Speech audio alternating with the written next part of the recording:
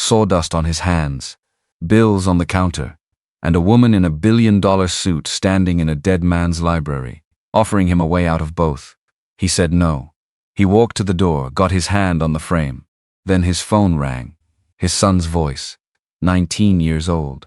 Trying not to sound scared, he turned around. The contract was 81 pages. He signed it on a Thursday. They were married the following Tuesday. She went back to the office. He went back to his tools. That was supposed to be the arrangement, except he built her a table she didn't ask for, and she sat down at it. And somewhere between the sticky notes on the refrigerator and the night she stood at the kitchen sink, drying dishes she didn't have to dry, the arrangement became something neither of them had a word for, until the board found out, and a 67-year-old man in a pocket square decided to burn it all down. Sawdust doesn't lie. That was the thing about wood. You couldn't fake it. You couldn't talk it into being something it wasn't. You put your hand on the grain, and the grain told you the truth where it had split, where it had held, where someone had tried to patch over the damage with cheap filler and hope.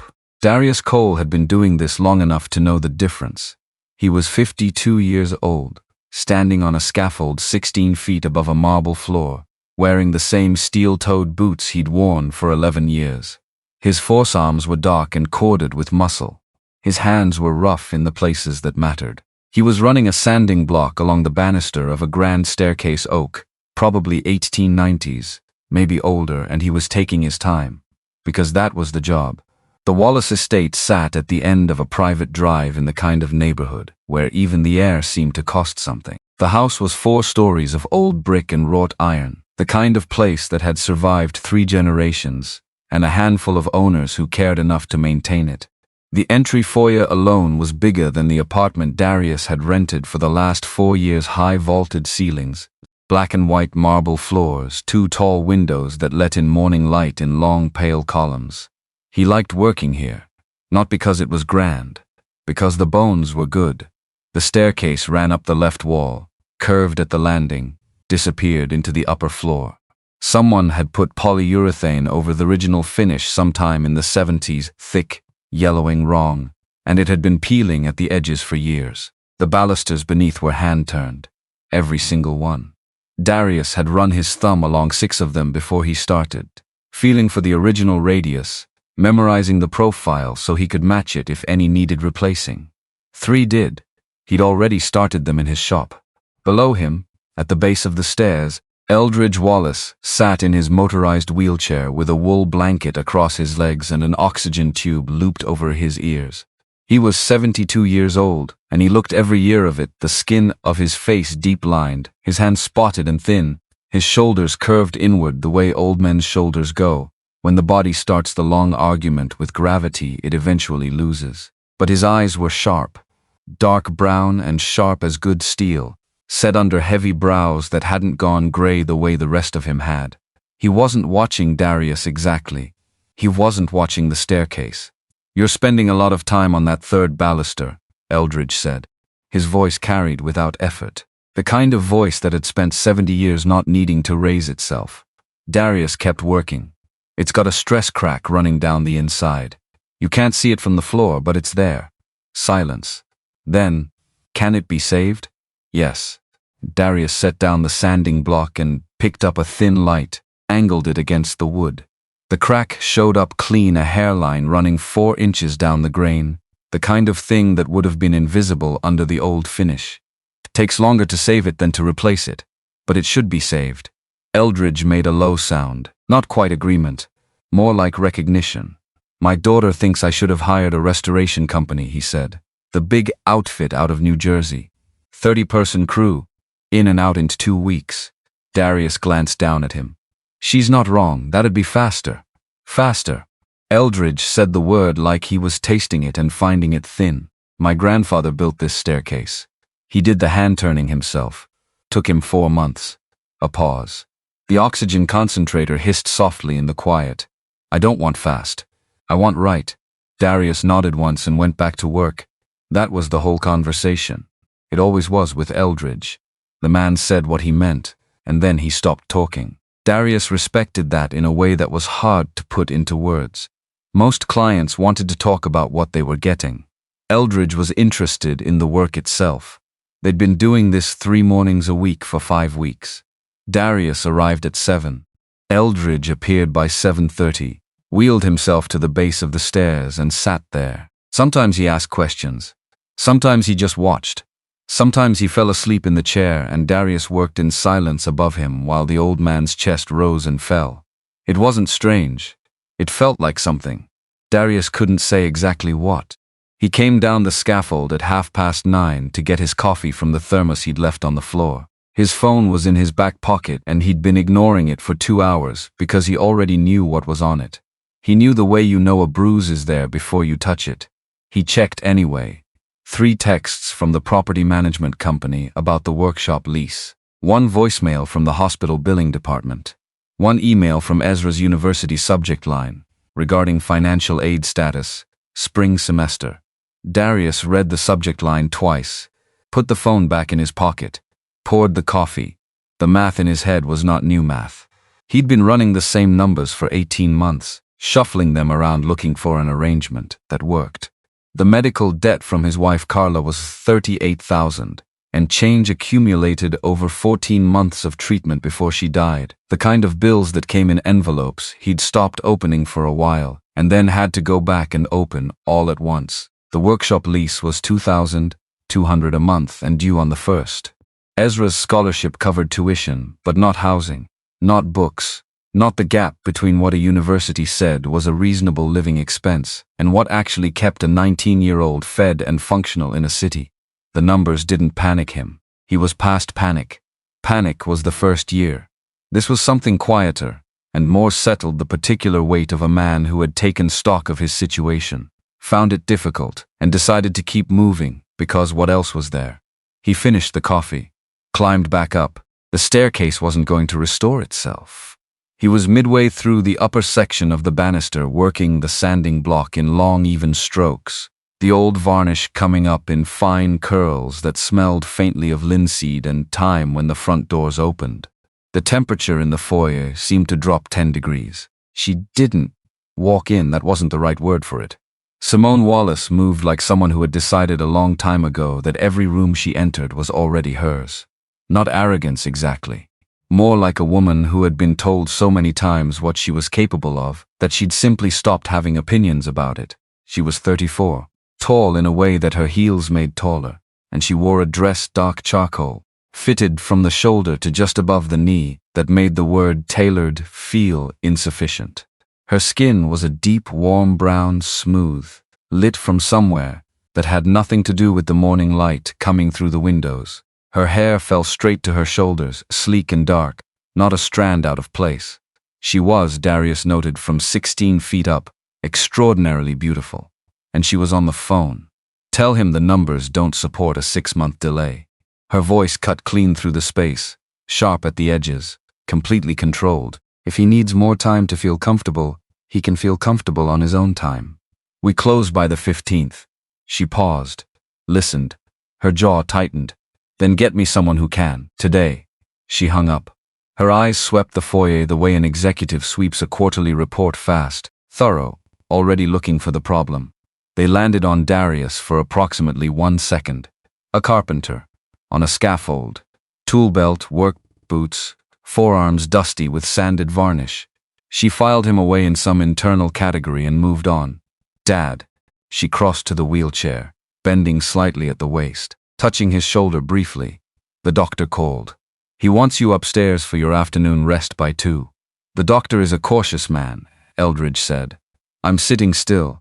You're not supposed to be in the cold. The foyer is 68 degrees, Simone. It drafts. She straightened. Her phone buzzed, and she silenced it without looking. The board wants the Q3 projections before the end of the week. Hargrove's people are pushing back on the logistics restructure again. I need you to make 2 calls this afternoon, just 2, Dad. It'll take 15 minutes, sit down. She stopped. Eldridge didn't say it loudly. He said it the way a man says something he only needs to say once. Simone didn't sit, but she stopped moving, which was something. The board will wait, Eldridge said. Hargrove's people have been pushing back since 2019.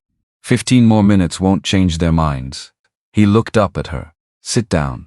She sat on the second step of the staircase. Perched, really spine straight, ankles crossed, phone face down on her knee.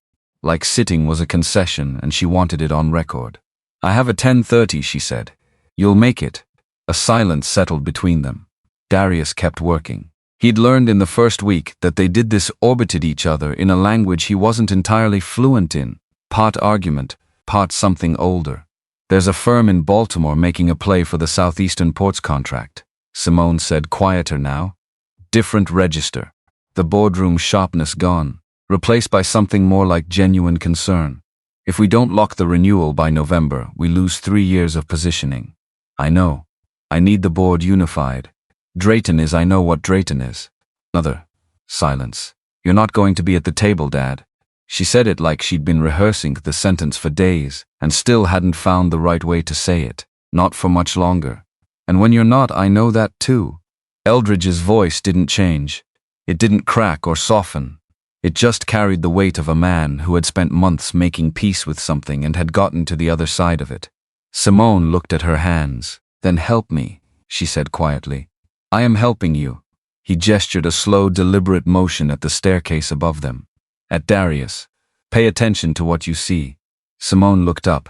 At the scaffold, at the man on it. At the careful, unhurried work being done on a banister that most people would have stripped and repainted without a second thought. Her expression didn't change. She stood, picked up her phone. I'll be home by 8. She walked out. The doors closed behind her. The foyer exhaled. Darius came down the scaffold at noon to eat the sandwich he'd packed. He sat on the bottom step, not on the marble, on the wood, the edge of the runner, and unwrapped the foil and ate without ceremony. Eldridge had been taken upstairs by his nurse an hour earlier. The house was quiet except for the distant sound of movement somewhere in the east wing. He thought about the email regarding financial aid status. He'd known it was coming in a peripheral way, the way you know a storm is coming by the smell of the air.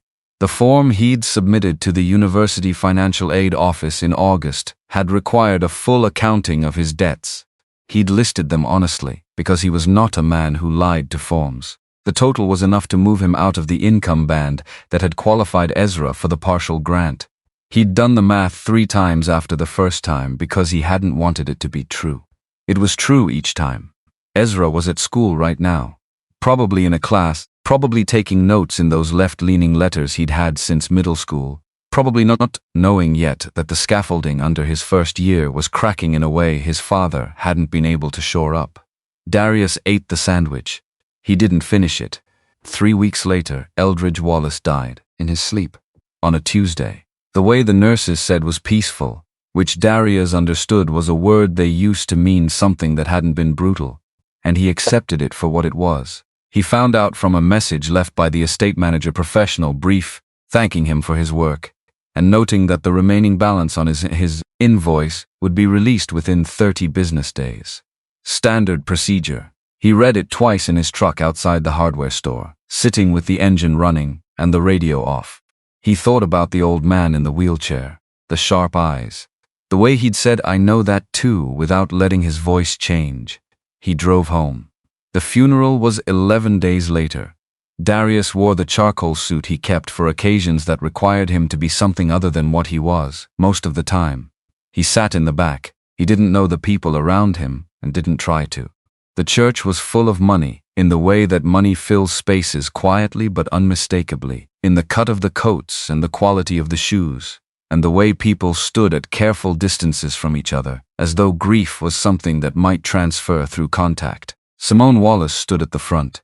She was wearing a dress that was severe and perfectly fitted, and said nothing about mourning, while saying everything about composure. Her hair was straight and still, her posture irreproachable.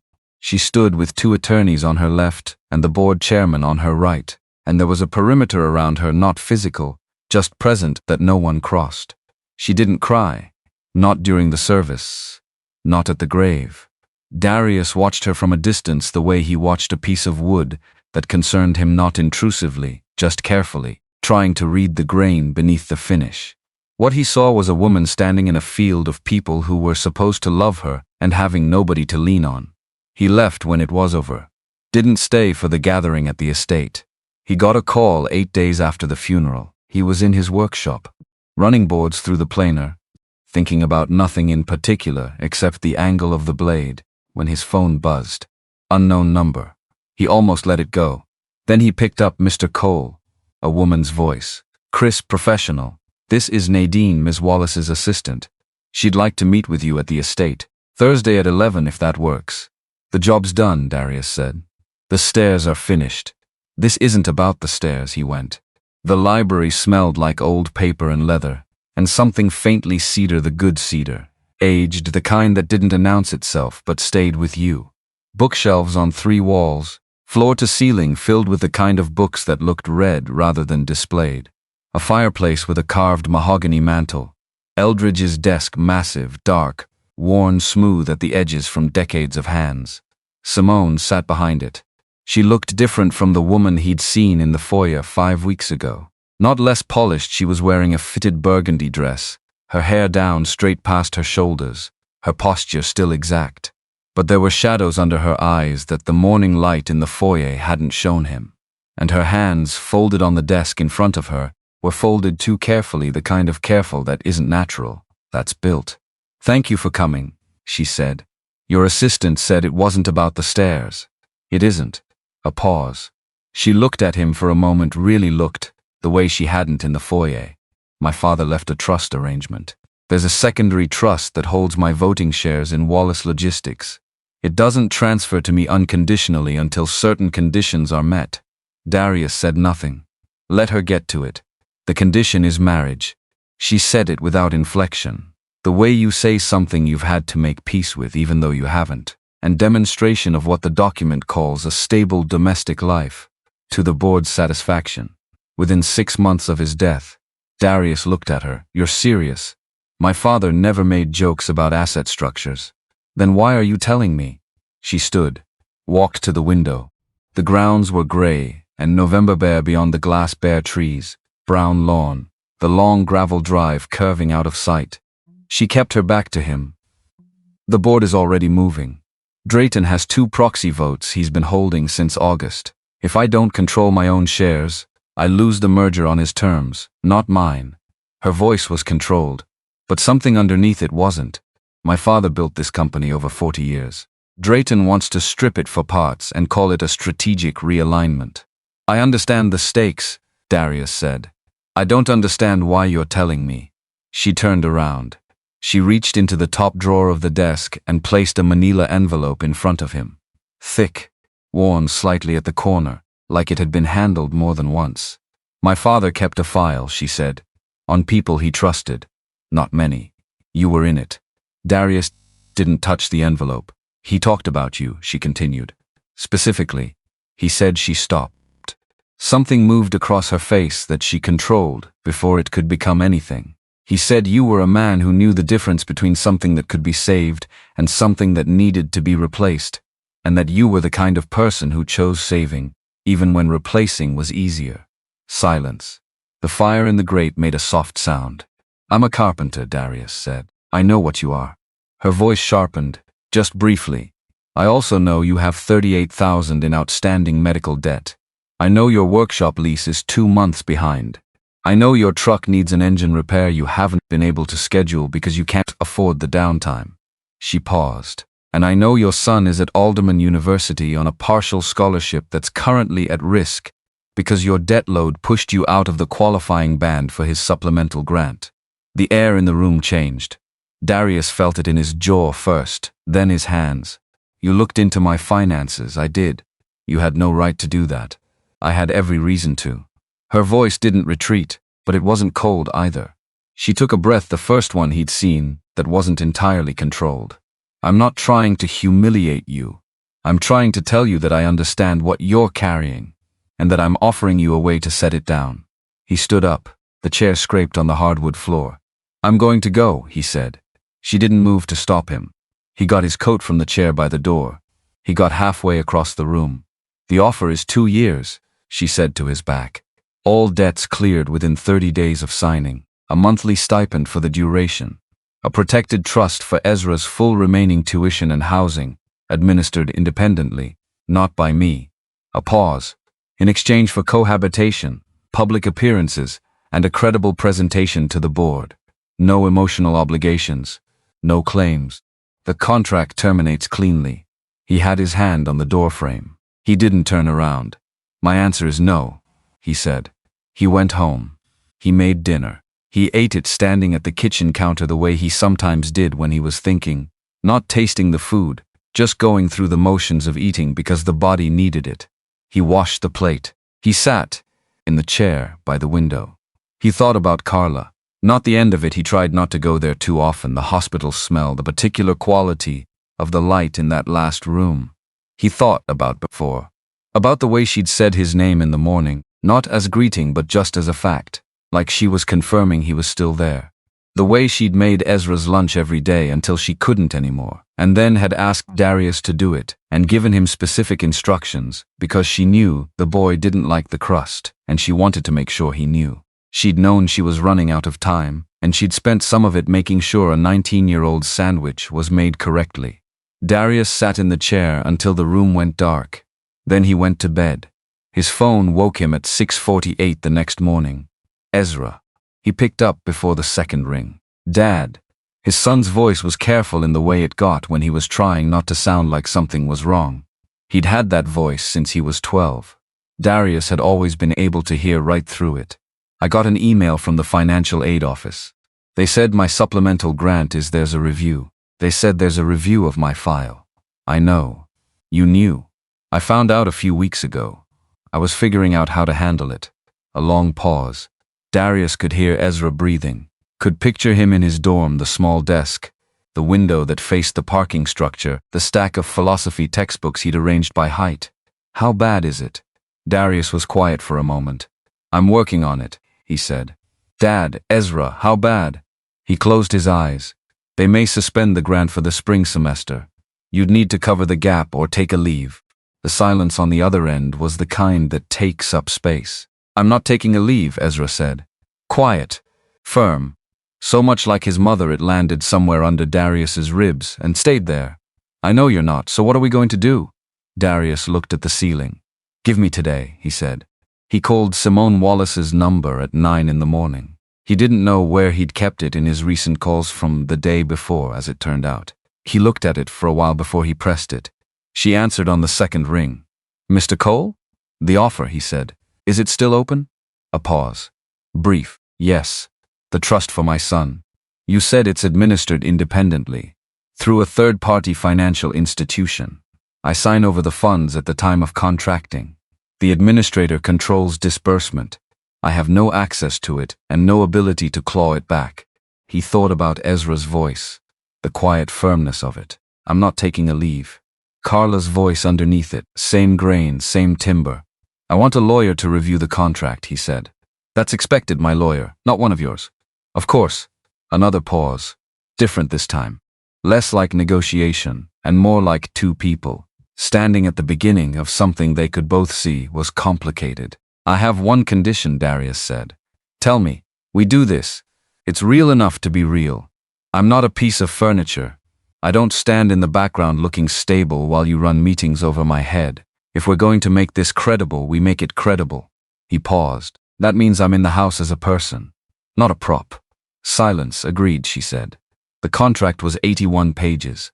His lawyer, a woman from Brooklyn who'd helped him with his workshop lease and didn't charge him more than he could manage, went through it over 2 evenings and sent him back with 7 points, flagged. Simone's legal team addressed 5 of them without argument.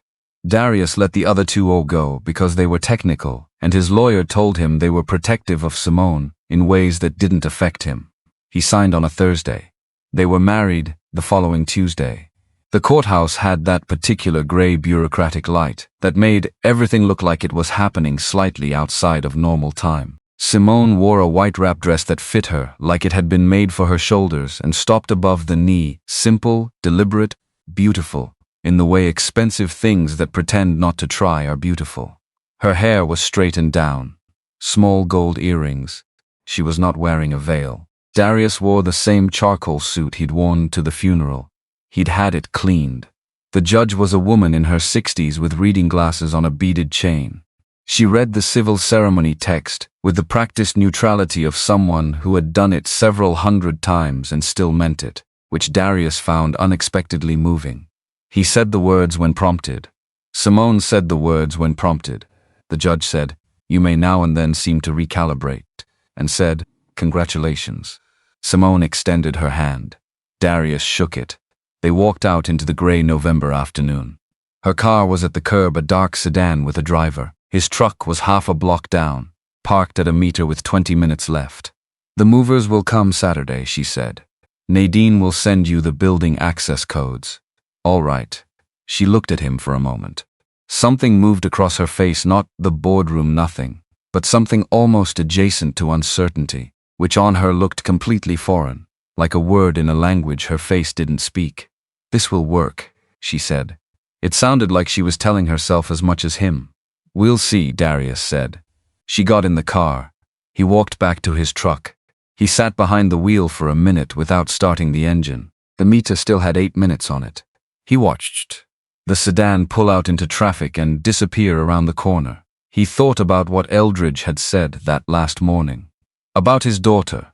"She's drowning," the old man had said. "She has everything, and she is entirely, hopelessly alone. And it is my fault. I taught her how to win. I forgot to teach her how to let anyone in." Darius hadn't said anything then. He didn't know what to say now either. He started the truck. The engine turned over rough and then caught. He'd been meaning to get the idol looked at for 2 months. He added it to the list. He pulled out into traffic. Somewhere across the city, in a university dorm, with a window facing a parking structure, his son was sitting at a desk with philosophy textbooks, stacked by height, not knowing yet that the gap in his financial aid was about to be closed. Not knowing what it cost. Not knowing any of it. He'd tell him eventually. Not today. Today he was just a man driving a truck with a rough idol through a city that didn't care what he'd just agreed to, watching the light change from green to yellow to red, waiting for it to go green again. The penthouse was on the 34th floor. Darius found that out when the elevator doors opened and there was no hallway. Just a foyer. Private. The entire floor was hers. He stood there with 2 duffel bags and a toolbox, and looked at what 4,000 square feet of controlled emptiness looked like up close. Glass. Steel. White marble that reflected the ceiling back at itself. The windows ran floor to ceiling on 3 sides. The city laid out beyond them in every direction like something that existed purely for visual effect. The furniture was low and precise, and the color of things that didn't want to commit to being a color pale gray, off-white, the particular beige, that costs more than most people's rent. There was art on the walls. Large pieces. Abstract. The kind that announced they were worth something without explaining why. There was not a single soft thing in the room. Not a throw blanket. Not a worn cushion. Not a book left spine up on a coffee table because someone got up in the middle of a chapter. Nothing that said a person lived here as opposed to visited occasionally and left no evidence of themselves behind. Darius set his bags down. He walked to the kitchen. Stainless steel, all of it appliances. Surfaces, the range hood above the 6-burner stove. He opened the refrigerator. Sparkling water, 3 kinds. A container of something labeled protein recovery that he did not investigate. 2 lemons, one of them desiccated at the stem end. A bottle of white wine that had been opened and recorked. He closed the refrigerator. He opened a cabinet. Found a single pot. Brand new. Still had the store tag on the handle. He pulled the tag off. Set the pot on the stove. Then he stood in the kitchen of his new home, his contractual home, his temporary for 2 years home, and looked out at the city 34 floors below and thought, well, this is a situation. Simone was not there when he arrived. Nadine had given him the building codes, the elevator key fob, and a 1-page document with the household Wi-Fi password, the name of the building's maintenance contact, and a note that said Miss Wallace typically returns between 9 and 10 p.m. and prefers the kitchen cleared by that hour. He had read that last part 3 times. Prefers the kitchen cleared. Like it was a conference room between meetings. He unpacked his bags in the guest room at the end of the hall. It was large and white and had a bed that looked like it had been made by a person who had been told what beds were, but had never slept in one. He hung his work shirts in the closet. lined up his boots by the door, put his book on the nightstand, a paperback on traditional joinery techniques, dog-eared at chapter 7. He looked at the room. The room looked back. He went and bought groceries. The store was 4 blocks from the building, a reasonable place with reasonable prices. He bought what he needed, not extravagantly, not anxiously, just the things a person needed in a kitchen to make actual food. Olive oil, onions, a cut of pork shoulder, dried beans, bread, coffee, real coffee, ground, because he had brought his own pour-over kit from the apartment. The small things mattered when everything else was disorienting. He cooked that first evening because he needed something to do with his hands. And because the alternative was sitting on the pale gray sofa in the living room, feeling like a man waiting in a lobby, he made a simple braised pork shoulder, onions, garlic, a splash of the good cider vinegar from the pantry section. Let it go low and slow. The smell of it moved through the penthouse and changed the air in a way he hadn't anticipated. Made the space smell like somewhere people lived. Like food, like warmth. He was washing the prep dishes when he heard the elevator. The doors opened at 9:47. He knew it was her because the building had only one private elevator to this floor, and he was the only other person with a key fob. She came around the corner into the kitchen the way someone enters a room they've stopped actually seeing. Keys hitting the counter. One heel off, then the other. She was in a different dress than the courthouse deep navy fitted, the kind of cut that made her look like she'd walked out of somewhere important, which she had. She was running one hand through her hair, the sleek, straight fall of it, and already reaching for her phone to check something. And she did not look up. She did not see him at the sink. "Rough day," he said. She screamed. Not loud, not theatrical.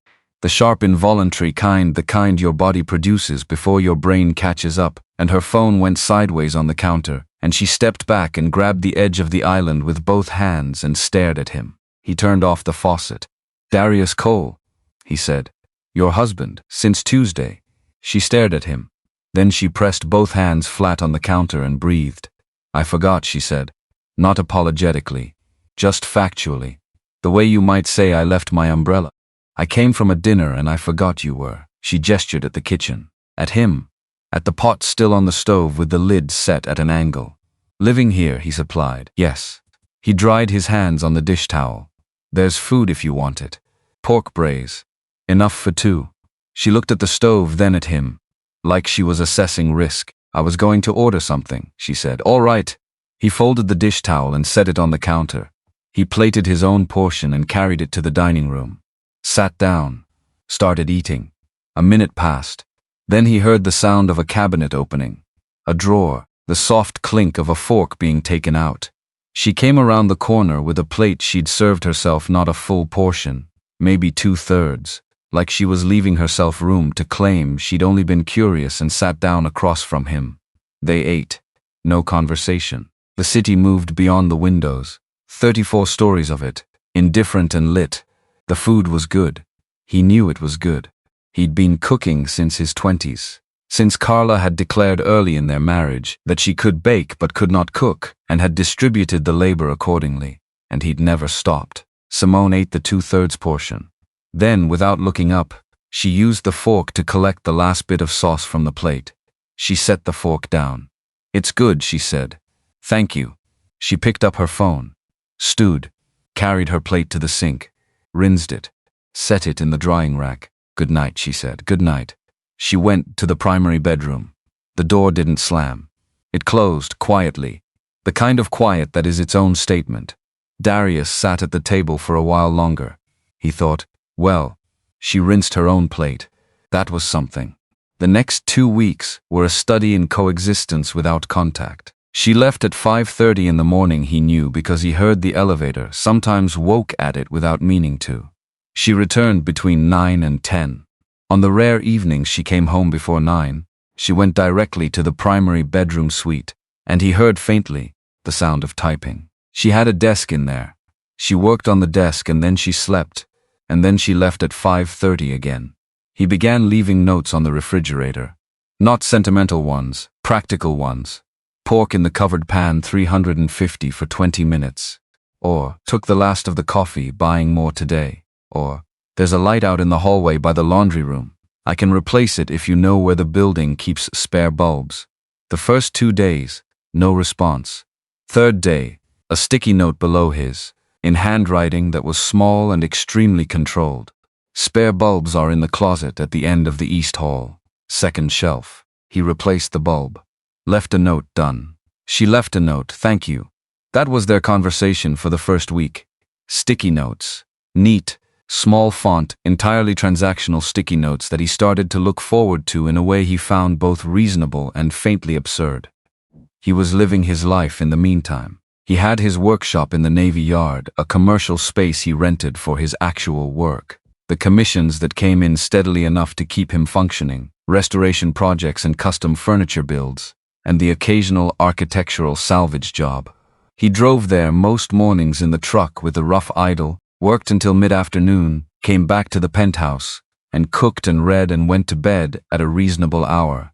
He did not touch anything that wasn't his, except for the table. That happened on a Saturday. Simone was at an all-day strategy retreat. Nadine had texted him the schedule for the week. He wasn't sure why. Possibly because Simone didn't know how to communicate with the person she lived with and had outsourced it, and Darius had the penthouse to himself from 6 a.m. to 9 p.m. He looked at the dining room table. The dining room table was glass, a thick slab of it on a geometric chrome base. It was striking the way things are striking when they are not made for use.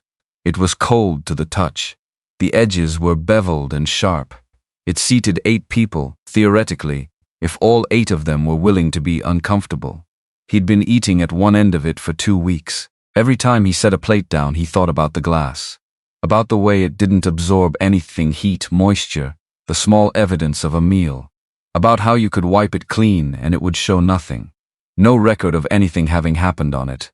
He went down to his workshop. He drove back up with a load of reclaimed walnut in the truck bed.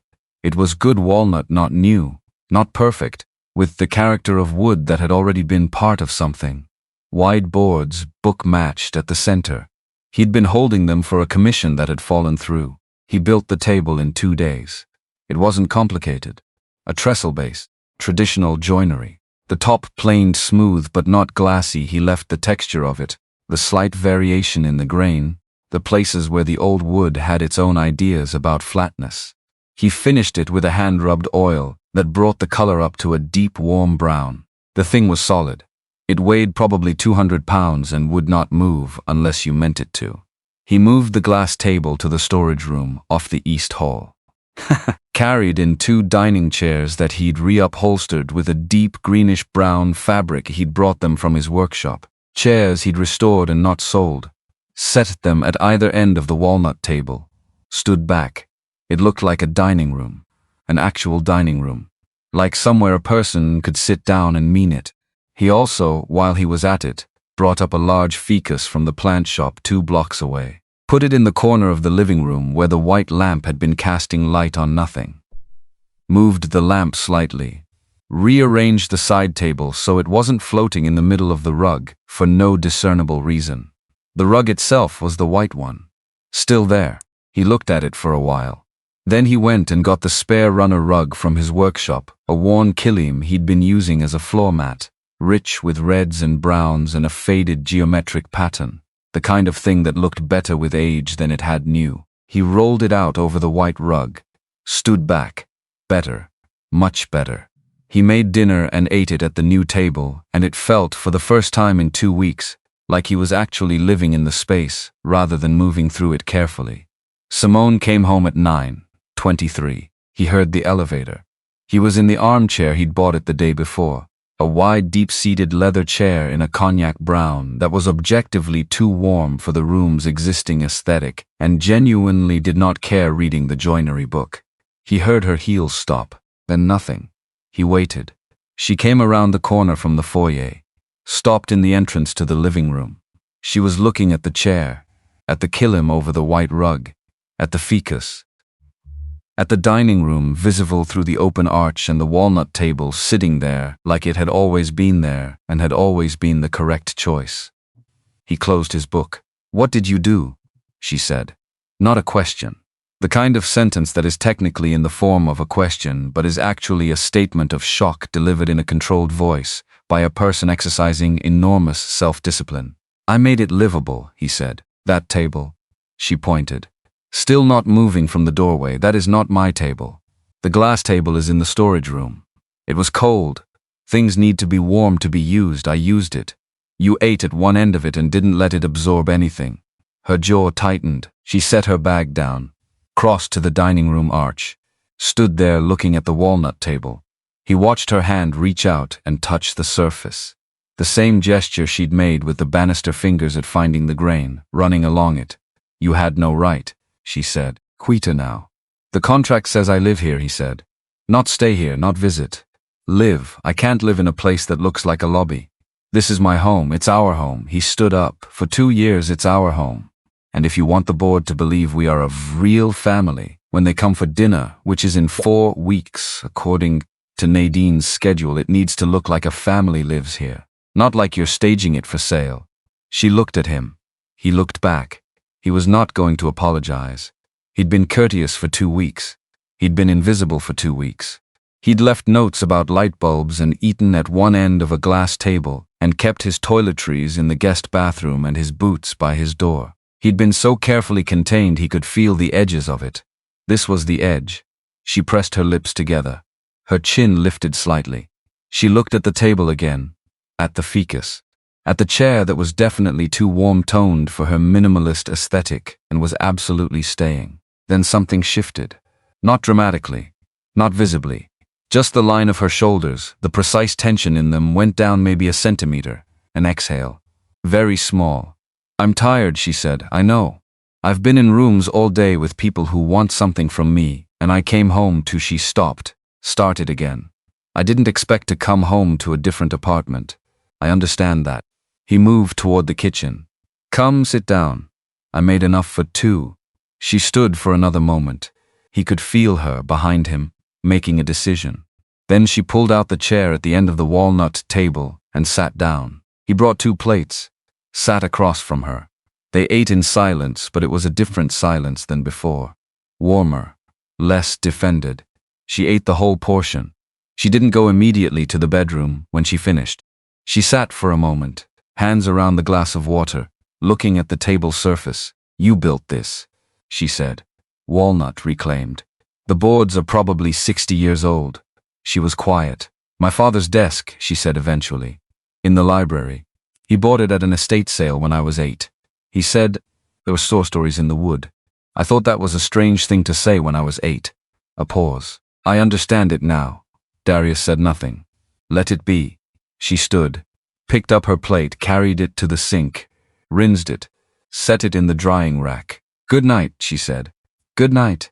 But she paused at the doorway to the hall. The chair, she said, without turning around. Yes. It's hideous. It's comfortable. She made a sound. Almost. The very edge of a sound, barely audible, that on any other face would have been the beginning of a laugh. And then she was gone down the hall. He sat at the walnut table for a while longer, ran his thumb along the grain. It held the warmth of the room, the way good wood does. Ezra came on a Saturday 3 weeks after move-in. He took the train up from school 4 hours, with a transfer because Darius had offered to buy him a bus ticket, and Ezra had said the train was more reliable, which was true, but also probably meant he'd wanted the time to think. He arrived at noon. He stood in the elevator foyer and looked at the penthouse the way Darius had looked at it, that first day, taking stock, measuring, not performing any particular reaction. Dad, he said. Yeah. This is a pause. This is something. Come in. Ezra was taller than Darius remembered, which happened every time he saw the boy after a few weeks apart. This recalibration of how grown his son was. He had his mother's mouth and Darius's hands wide-palmed, long-fingered. He was wearing a sweatshirt from his university and jeans that had been washed too many times and carrying a backpack that looked like it had been through weather. He walked through the living room, touched the top of the ficus, looked at the kilim, stopped at the entrance to the dining room and looked at the walnut table. You built that, he said. Last week. Here? Workshop. Brought it up piece by piece. Ezra walked over to the table, pulled out a chair, sat down, ran his hands across the surface the way he'd been doing since he was small. Darius had taken him to the workshop since he was 4, let him touch everything, taught him that understanding something through your hands was as real as understanding it through your eyes. She let you do this? Ezra asked. She accepted it. That's not the same thing as letting you. Darius looked at his son. No, he agreed. It's not. They had lunch sandwiches, the real kind, the kind that require actual assembly. They sat at the walnut table and ate, and Ezra told him about his classes in the careful way he reported things he was excited about, like he didn't want to oversell them and then be wrong. Then he leaned back in the chair and looked at his father directly. Is this real? He asked. Or is this a performance? And there it was. Darius had been waiting for it since Ezra walked in, because Ezra was the sharpest person he knew, not academically, though that too, but in the way of seeing things straight. He'd had that since he was small, the ability to look at a situation and ask the question no one else had gotten to yet. Darius was quiet for a moment. It's an arrangement, he said. That's a politician's answer. It's the honest answer. Dad. Ezra leaned forward. His voice didn't change, still measured, still even, but his eyes were different. I know why you did it. I know what my tuition situation was. And I need you to know that I know what you would have done, Darius said. And this isn't about that. Then what is it about? Darius looked at the table. The grain of it. The way the walnut went from a deep red brown at the edges to almost chocolate at the center where the boards had been book-matched. I don't know yet, he said. I'm still figuring that out. Ezra was quiet for a long moment. Is she? He stopped, considered. What is she like, actually? Darius thought about the sticky notes, the way she'd rinsed her own plate, the way she'd said the chair was hideous without turning around, the sound she'd almost made at the doorway. She's someone, he said, who learned how to win before she learned how to sit still. Ezra considered that. Sounds like she needs some furniture, he said. Darius looked at him, and for the first time in weeks he laughed, just once. Short, real. She got a table, he said. Simone came home at 7 that evening, earlier than usual, which surprised him. She came in with a bag over one shoulder and stopped when she saw Ezra standing in the kitchen doorway, a dish towel over his shoulder. Transferring the remaining braise into a smaller container, she stopped. Ezra turned. For a moment they looked at each other with the mutual assessment of two people who have heard a great deal about each other and are now in the same room for the first time. You must be Ezra, Simone said. And you're Simone, he said. Neither warm nor hostile. Direct I am. She set her bag on the counter. Your father said you were visiting this weekend. He did? She looked at Darius. Darius had, in fact, left a note about it on the refrigerator 3 days ago.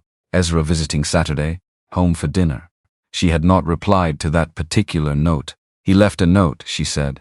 Ezra's expression shifted slightly, like he'd just collected a data point. He does that, Ezra said. They ate dinner, the 3 of them, at the walnut table. Darius had made enough. He always made enough. It was a thing about him that Carla had teased him about, this inability to cook for fewer than 4 people, even when it was just the 2 of them, and he had never managed to correct it, and at this point wasn't trying. The conversation was careful, not unfriendly. Simone asked Ezra about his program. He answered without performing enthusiasm, which she seemed to respect. She didn't talk down to him, didn't make a production of being interested. She asked precise questions and listened to the answers, without planning her next sentence over the top of them. Ezra noticed. Darius could see him noticing. At one point, Simone said, "What made you choose philosophy specifically?" And Ezra said, "Because I wanted to understand how people decide what's worth doing. And it seemed like the right place to start." A small pause. "That's an unusual reason," Simone said. "It's an unusual field." She looked at him for a moment. Then it is. Nothing else. But something in her had shifted a slight opening, like a window raised an inch. After dinner, Ezra helped clear the plates. Simone said good night and went to the primary bedroom. Ezra and Darius stood at the sink, washing up the same way they'd always done it. Darius washed, Ezra dried, the rhythm of it unchanged from the apartment on Fulton. "She's not what I expected," Ezra said quietly. "What did you expect?" "Colder." Darius handed him a pot. "She's cold on top," he said. "Below that is something else." Ezra dried the pot. Set it on the rack. You like her, he said. It wasn't an accusation. It wasn't even surprise. It was the simple observation of someone who knew his father extremely well and was being honest about what he saw. Darius handed him the last dish. Get some sleep, he said. The board dinner was on a Thursday. Darius knew the date 3 weeks in advance and had been quietly aware of it the entire time. Not anxious, but present with it, the way a carpenter is present with a deadline. You know it's coming. You work with that knowledge rather than against it. He planned the menu the week before. He wasn't trying to impress anyone. He was trying to feed people in a way that was real. There was a difference. Impressed people were dazzled and then suspicious. Fed people were just fed. He made short ribs. Low and slow in the Dutch oven, started at 7 in the morning. Roasted root vegetables, parsnips, turnips, sweet potato. The kind of thing that was honest and didn't pretend to be something else. A green salad with good vinaigrette. Bread from the bakery 2 blocks over. Brought in the afternoon so it was still right. He set the walnut table himself. No florist centerpiece, just a low bowl with some greenery from the ficus trimmings and 2 candles that were the right height. White plates. Simple ones he'd bought specifically because the existing dishes were the kind of thing that made you afraid to use them. Simone came home at 4 to change. She emerged from the primary bedroom at 5:30. She was wearing a deep burgundy wrap dress, fitted through the bodice, the skirt moving when she walked. Her hair was down, straight, catching the light. Low gold earrings. Simple. She looked, in a word, devastating. In a way that was not trying to be devastating, which made it worse, which made it better, which Darius noticed, and then returned his attention to the stove. The table, she said, stopping in the kitchen doorway. I know, I used the dining room. I can see that. She looked at him. You set it. Yes, Darius. He turned around. She was looking at him with something he hadn't seen before on her face. Not the controlled executive expression. Not the careful blankness. Something closer to apprehension. Drayton is going to try to take you apart, she said. He does it to everyone. He finds the pressure point and he applies pressure and he waits. I know, he's going to ask you about the business, about the merger strategy. He knows you're not. She stopped herself. Not in finance, he said. Yes, I'm aware. She pressed her lips together. I need tonight to go well, so do I. He turned back to the stove, checked the short ribs. Perfect. Trust me for 3 hours, Simone. A silence. He could feel her behind him, deciding something. 3 hours, she said. Charles Drayton arrived with 2 men he introduced as colleagues, and who were, in the way of all corporate predators, entirely indistinguishable from each other mid-40s. Expensive suits, the kind of professional bonhomie that was very thin and knew it and didn't care. Drayton himself was 67 and looked like a man who had aged into authority, the way some men age into meanness. The jaw soft but the eyes sharp, the voice smooth from decades of rooms where no one interrupted him. He shook Darius's hand. Too firm. Too long. The exact amount of pressure a man applies when he wants you to know he's assessing you. Simone mentioned you work with your hands, Drayton said, his eyes moving over Darius's suit, the charcoal one. The only one. Freshly pressed. Carpentry. Restoration work primarily, Darius said. Older buildings.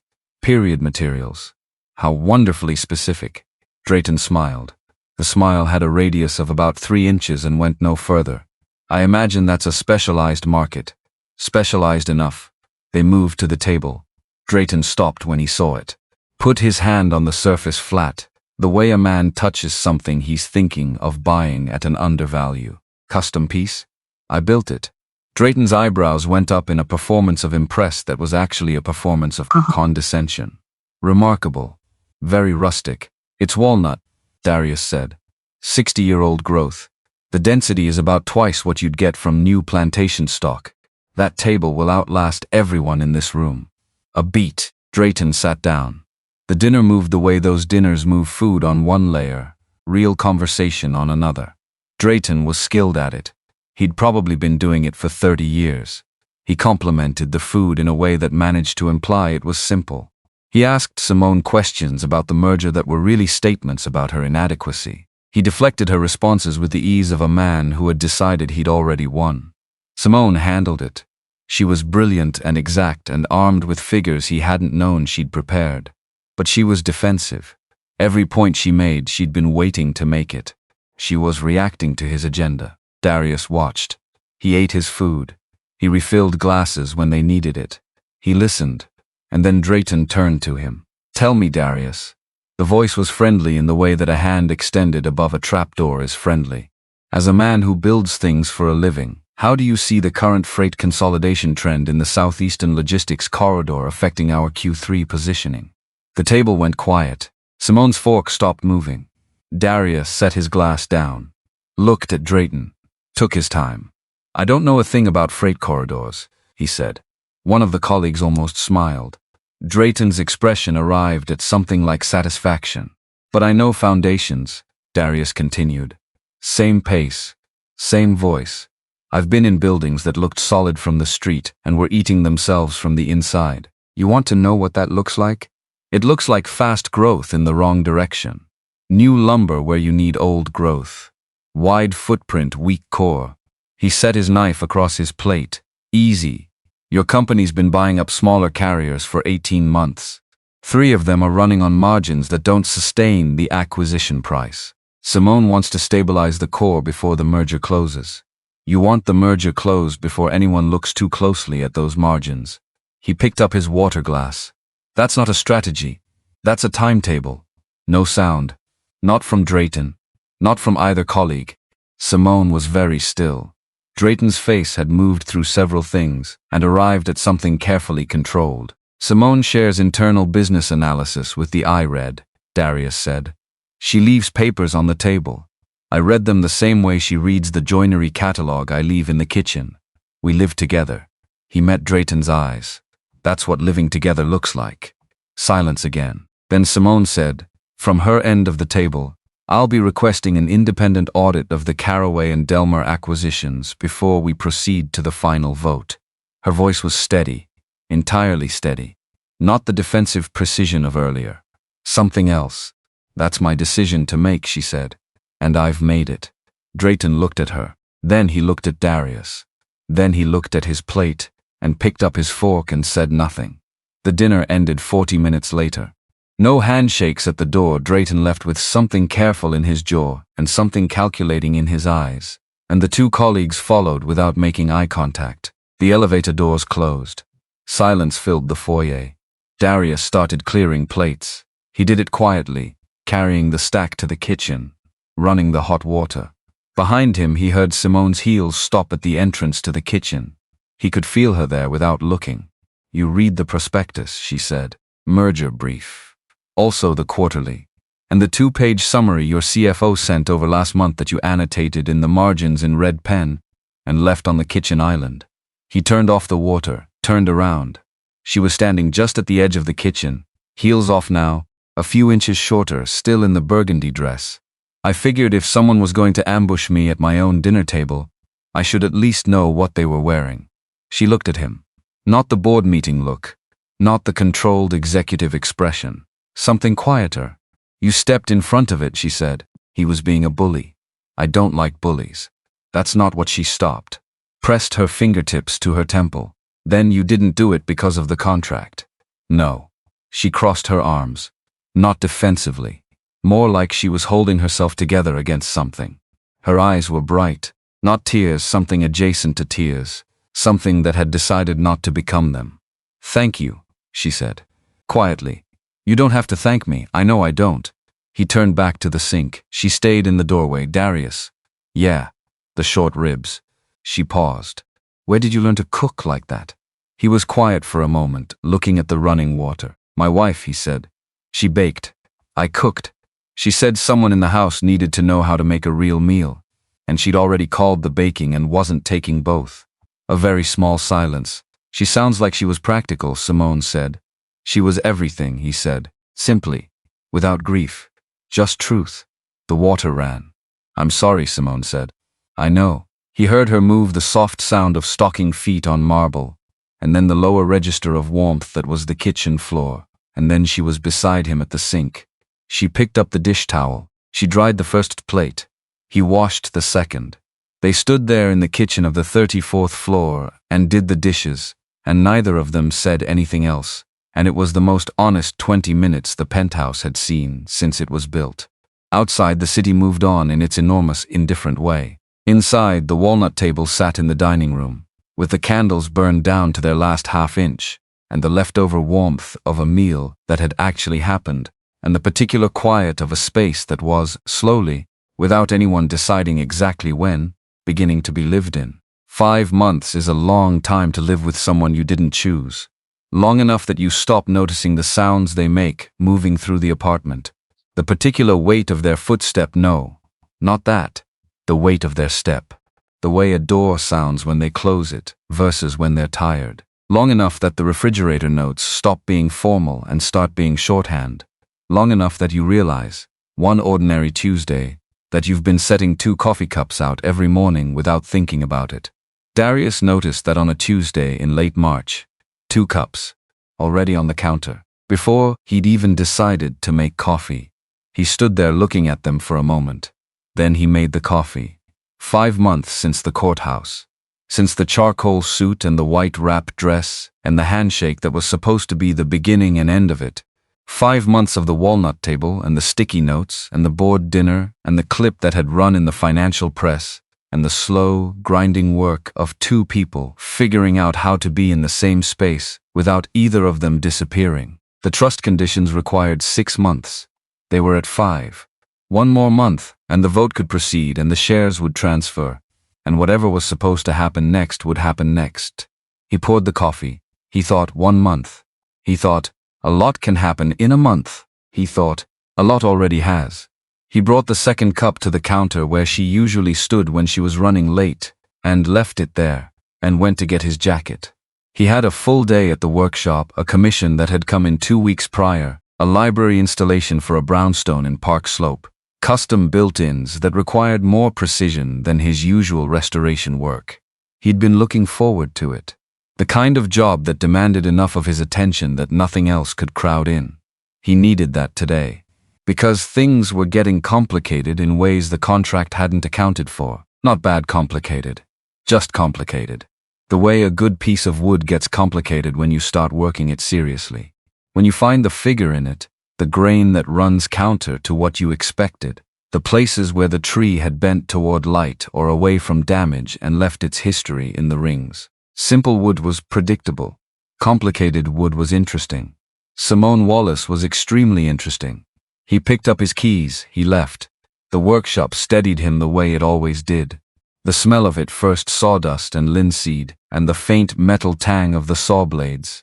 The particular cold of a space that had been closed overnight and was just beginning to warm. He opened the main bay door and let the morning light in and stood there for a moment the way he always did, taking stock of what was there and what needed doing. The library commission was laid out on the main bench.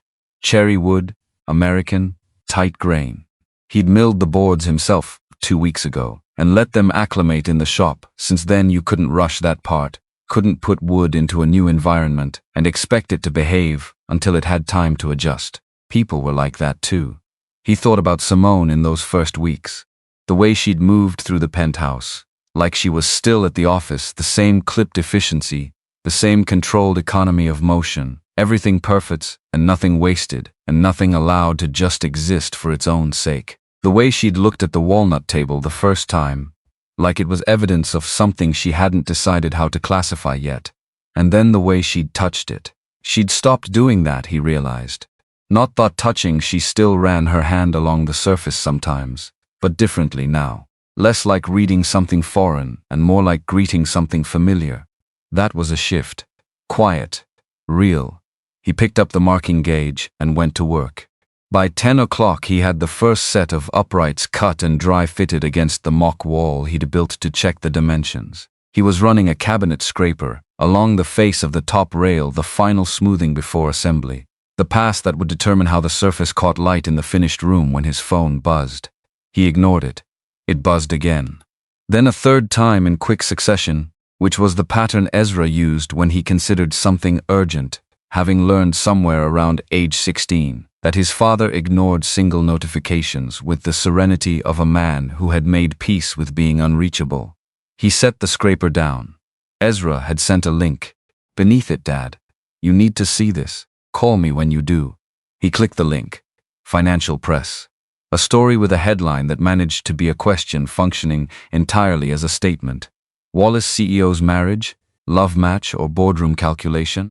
He read it standing at the bench with the cabinet scraper still in his other hand. It was careful the way those pieces were always careful arranged facts in an order that did the work of accusation without committing to it. Prenuptial legal meeting documented by security footage. No public courtship prior to the ceremony. The trust arrangement a matter of public record. A source described as close to the board offering the phrase hallmarks of a strategic transaction. He set the phone face down on the bench. He picked up the scraper. He did not use it. He stood there. He knew this had been coming. Nadine had warned him 2 days ago. A reporter had sent inquiry questions to Simone's communications team, and the story was going to run regardless of response, and the question was only how much damage it did and where. He'd known it intellectually.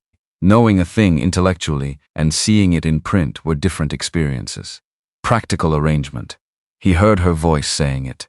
The press conference, the controlled delivery, the phrase that had cost them a week careful distance, and 2 conversations that had cracked something open between them, and then, or so he'd thought, started to close it into something better. He thought, Drayton is good, he thought, but this is the last move he has. He thought, if she holds, this is over. He thought, hold. He texted Ezra back, I saw it. I'm fine. I'll call tonight. He put the phone away. He went back to the scraper. The surface wasn't going to smooth itself. She called at noon. Not texted, called, which she'd started doing occasionally over the last 6 weeks, and which still registered as different from the texts in a way he hadn't entirely catalogued. Her voice when he picked up was exactly what he expected, controlled, precise. The boardroom register she ran on when things were difficult. The story's out, she said. I know. I read it this morning. It's going to circulate through the week. The communications team is drafting a response, but the honest answer is that anything we say makes it worse. A pause. Drayton timed it. We have 4 weeks to the vote. I know, he said again. I need to think about how to position Simone. He set the scraper down. Stop. A beat. Stop, he said again, not unkindly. You're already 3 moves ahead and you're making them alone. He leaned against the bench. Come home at a reasonable hour tonight. We'll figure it out together. Silence, not the hostile kind. The kind that meant she was adjusting to something. Together, she said. Like the word needed examining. That's what I said. Another silence, shorter. 7 o'clock, she said. I'll have food. She hung up. He looked at the cherry wood on the bench. The tight grain of it. The way it had adjusted to the shop over 2 weeks until it was ready to be worked. He picked up the scraper. She came in at 6:52. He heard the elevator and then the specific sound of her heels on the foyer marble, the soft drop of her bag on the shelf, one shoe and then the other. He was at the stove. Nothing elaborate, a pot of red beans he'd started in the morning, rice, the good hot sauce he kept on the second shelf because she'd started using it 2 months ago without mentioning it, and he'd started buying extra without mentioning that. She came around the corner. She looked tired in a way she'd stopped hiding from him sometime around month 3. Not defeated, just used.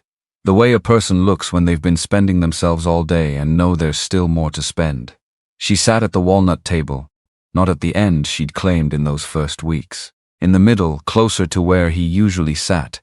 He'd noticed that drift and not said anything about it. How bad is the story, he said from the stove. Professionally? Manageable. She pulled at a thread on the hem of her sleeve, then stopped. The framing is what matters. Not the facts are what they are. But Drayton is very good at building narratives in the space between facts. What's the narrative he's building? That I'm a woman who manufactures stability for optics and has nothing real underneath it. She said it flatly. Not with self-pity. Just with the precision of someone who has looked at the attack clearly and described it accurately. He's been building it for months. The press conference clip was ammunition. This story is the next round. He put the rice on. Is he wrong, he asked. She looked up. About the manufacturing, he said. Not cruelly. You did manufacture it. We both did. That's what the contract was. The question isn't whether Drayton's narrative has a factual basis. The question is whether it's the whole truth. She was very still. Is it? He asked. Long silence. The burner clicked under the pot. No, she said, quiet, certain. Then that's what matters at the vote. He turned from the stove. 4 weeks. That's enough time. For what? For the board to see what's real. He came to the table, sat across from her. Not what we perform. What's actually happened in this apartment for 5 months. Jerome Watts has eyes. Nadine has been watching. Your father's instructions to his legal team were specific enough that the people who knew him will read them correctly. He folded his hands on the table. We don't fight the narrative with another narrative, Simone. We just keep doing what we've been doing. She looked at him, something working behind her eyes. You've been thinking about this, she said, since this morning. You didn't call me, you were in meetings, he said, and I needed to think it through before I had anything worth saying. She was quiet for a moment. Then, most people would have called anyway. To manage the situation. I'm not most people. No, she said. You're really not. The beans were done. He got up. He plated the food and brought it to the table, and they ate. And for the first time in the 5 months since they'd moved into the penthouse, neither of them was performing anything at all. Not for each other. Not for any imagined audience. Just 2 people eating dinner in a kitchen that had gradually, without announcement, become a place where 2 people actually lived. The week the story ran was the strangest one since they'd started. Strange not because of the outside pressure, the press pickup, the financial commentary, the blog posts analyzing Simone's statement on corporate marriage as strategic positioning. That was noise. He'd learned early that Simone lived with a constant level of external noise that would have been debilitating to most people and had simply become the weather of her professional life. Strange because of what happened inside the penthouse. After the conversation at the table after she'd said no, quiet and certain something had shifted between them again. Not dramatically. Not with declaration. Just a slight change in the angle of things. The way a room changes when the light source moves. She'd started leaving her office door open in the evenings when she worked late at her desk, which she'd never done. He could hear her on calls, not the content. Just the rhythm of her voice shifting from formal to direct, to occasionally something that was almost warm. He didn't say anything about the open door. He just acknowledged it by not closing his own. She came and found him in the armchair on Thursday evening. He was reading. She came and stood at the entrance to the living room, still in the day's clothes, heels long gone, hair slightly looser than the morning, and looked at him with an expression that had been arriving on her face with increasing frequency over the last weeks, not quite uncertain. More like a woman who had decided to try something and was in the precise moment of committing to it. I want to tell you something, she said. He closed the book. She came and sat on the end of the sofa nearest his chair. Not close, but not at the far end either. I listened to a voicemail from my father this week, she said. I've had it saved on my phone for 7 months. I couldn't listen to it before. She looked at her hands. He left it 2 days before he died. I knew it was there. I couldn't make myself open it. He didn't say anything. He said he was sorry, she said. He said it badly. You know how he was sideways, even at the end. He said he'd been thinking about a conversation they'd had when I was 15, when I'd told him I wanted to run the company, and he'd said that was a practical answer, when I think he could see I wanted him to say something else. She paused. He said. He realized he'd been responding to the practical answer for 30 years instead of asking what I'd meant underneath it. She stopped. He waited. I played it 4 times, she said. I played it and I cried, and then I went back to work, which is probably the most on-brand thing I've ever done. A very small, self-aware pause. And then I came home and there was food on the stove and a light on in the living room, and I stood in the elevator for a minute before I came in, because I didn't know what to do with the fact that I wanted to walk into it. He looked at her. She met his eyes. I'm telling you, she said, because you should know. Because you asked me once if the contract was the whole truth, and I said no, and I meant it, and this is part of what I meant. She held his gaze. My father was right about you. I don't know if I can explain yet exactly what that means, but he was right. The lamp in the corner, the city beyond the glass, the walnut table visible through the arch. I know, he said. Not arrogantly, just he knew. He'd known for a while. That doesn't bother you, she said. That your father was right about me? That he arranged this? That we're sitting here because he decided to? Darius was quiet for a moment. My wife used to say that most of the best things in her life were accidental, he said. That she hadn't planned any of them. She'd planned the practical ones, the job, the savings account, the 5-year timeline, and then the actual good things just showed up. He looked at Simone. I used to argue with her about that. I liked things I could build deliberately. I liked knowing the outcome before I started. And now I've been sitting in a room with you for 5 months, he said. And whatever this is, it wasn't an accident exactly. But it wasn't my plan either. Or yours. He picked up his book, then set it back down. Maybe Eldridge's plan counts as something in between. She looked at him for a long moment. Then she stood up, straightened her clothes. The slight composure adjustment that he'd come to understand was not about hiding from him, but just the habit of a woman who had spent 30 years holding herself together, and sometimes did it out of reflex. Good night, she said. Good night. She turned to go, then stopped. Darius, yeah, thank you. She didn't turn around, for staying. He considered that. I haven't gone anywhere, he said. I know, she said. That's what I mean. She went down the hall. He sat in the armchair for a while. He thought about what she'd said, about the voicemail, about standing in the elevator not knowing what to do, with wanting to walk into the light. He thought about Carla, about coming home to a lit apartment after long days at the workshop, and how that had felt so completely ordinary that he'd stopped noticing it, the way you stop noticing the warmth of a house until the heat goes out, he thought. You notice it again eventually, he thought. Sometimes it takes losing it first. He got up. He went to the kitchen and washed the last of the dishes from dinner and dried them and put them away. He wiped down the stove. He turned off the kitchen light. He stood in the dark kitchen for a moment. Then he went to bed. Ray called on a Saturday. Darius was at the workshop. He'd come in on a Saturday because the Park Slope Commission was 2 weeks from installation, and he wanted to get ahead of the finishing work, the staining, the sealing, the final adjustments. Saturdays were good for detail work, quiet, nobody calling with problems that required immediate answers. Except Ray. I did something, Ray said. Darius kept sanding. Tell me. I met with Drayton. The sanding stopped. Not because Darius put the sandpaper down, because his hand stopped moving. The distinction mattered to him later, thinking about it. His body had made the decision before his mind caught up. You met with Drayton, he said. 2 days ago. Ray's voice had the quality it got when he was doing something he knew he was going to have to justify. Not defensive. Pre-justifying. I found his office number, it's public, and I went. Why? Not a question. A landing strip for the explanation. Because he's been going after you. Ray's voice picked up speed. The press story. The footage. I know people who know people, Darius. And I heard he was building a case. And I thought if I could get in front of him and make clear that I knew about the envelope, the one he had Watts deliver, that he'd understand there were people watching.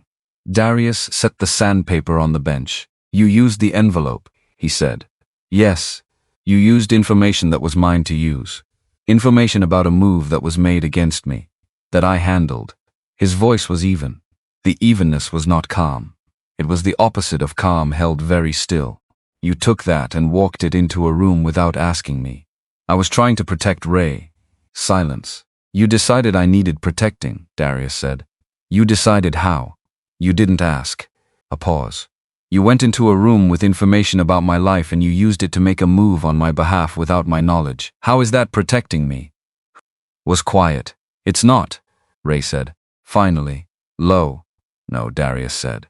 It's deciding you know better. I was worried about you, I know you were. The whole situation. Ray stopped. Tried again. You're up there in that penthouse, Darius. In that world. And I know you. You think because you're smart and your intentions are good that you can navigate anything. But these people, Drayton, the board, all of it, this is not our world. No, Darius said. It's not. Which is exactly why I was handling it carefully. He picked up the sandpaper again. He didn't use it. He just needed something in his hand. What did Drayton say? Ray told him. The meeting had lasted 20 minutes. Drayton had listened without committing to anything, which Ray had taken as a sign that the message had landed. What Ray hadn't understood, what Darius understood immediately, was that Drayton didn't listen to information without immediately calculating how to use it. He'd shown Drayton that they were watching him, which meant Drayton would change his approach. He recorded it, Darius said. A pause.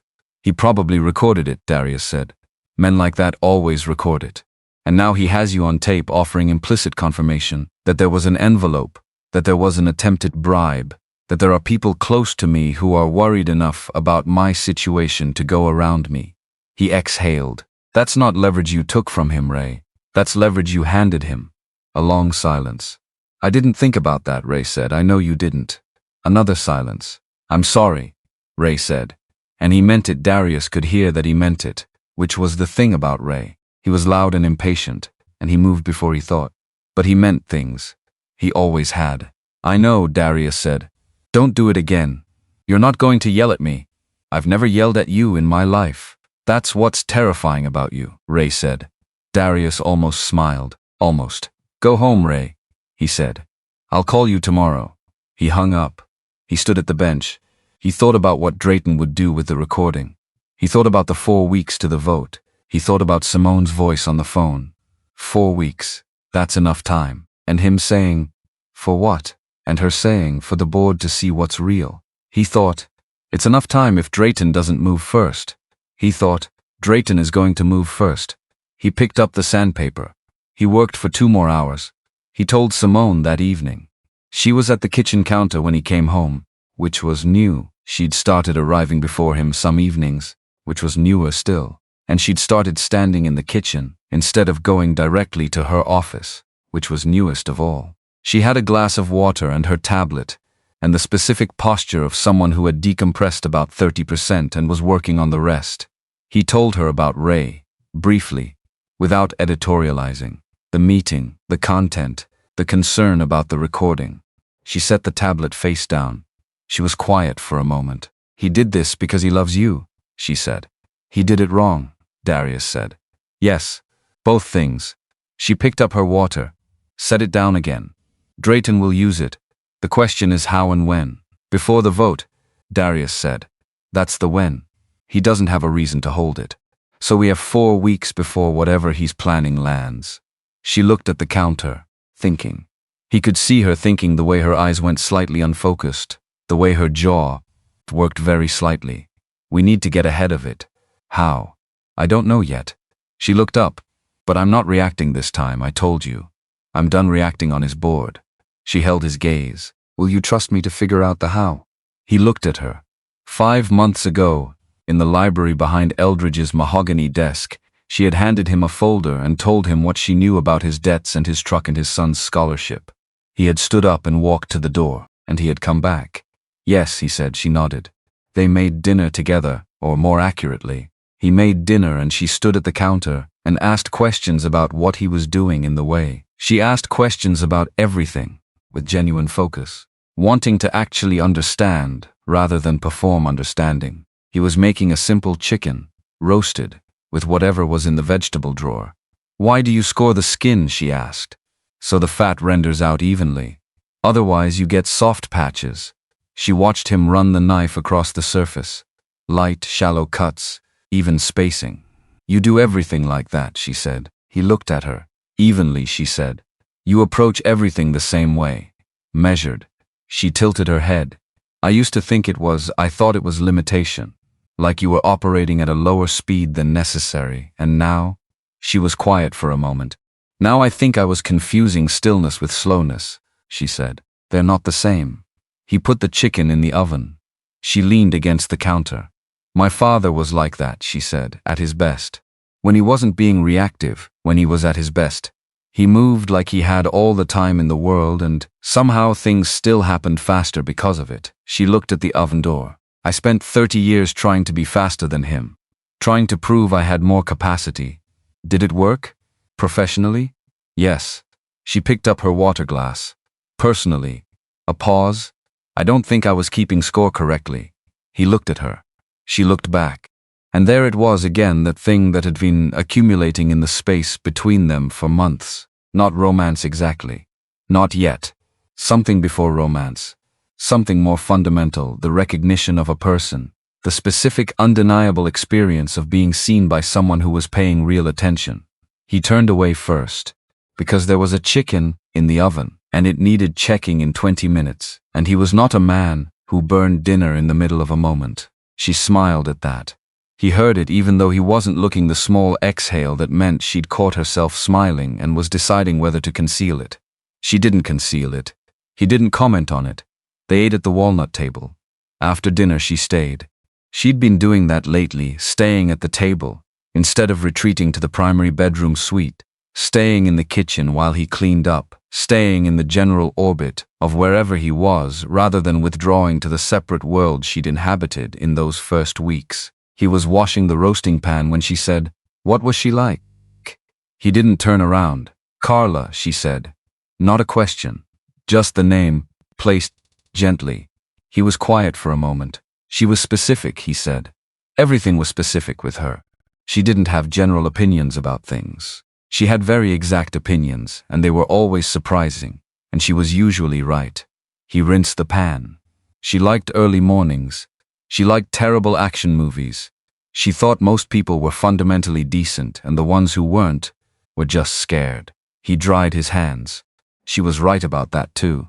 He turned around. Simone was looking at him with the kind of attention that didn't require a response, just receiving. She would have thought this situation was hilarious, he said.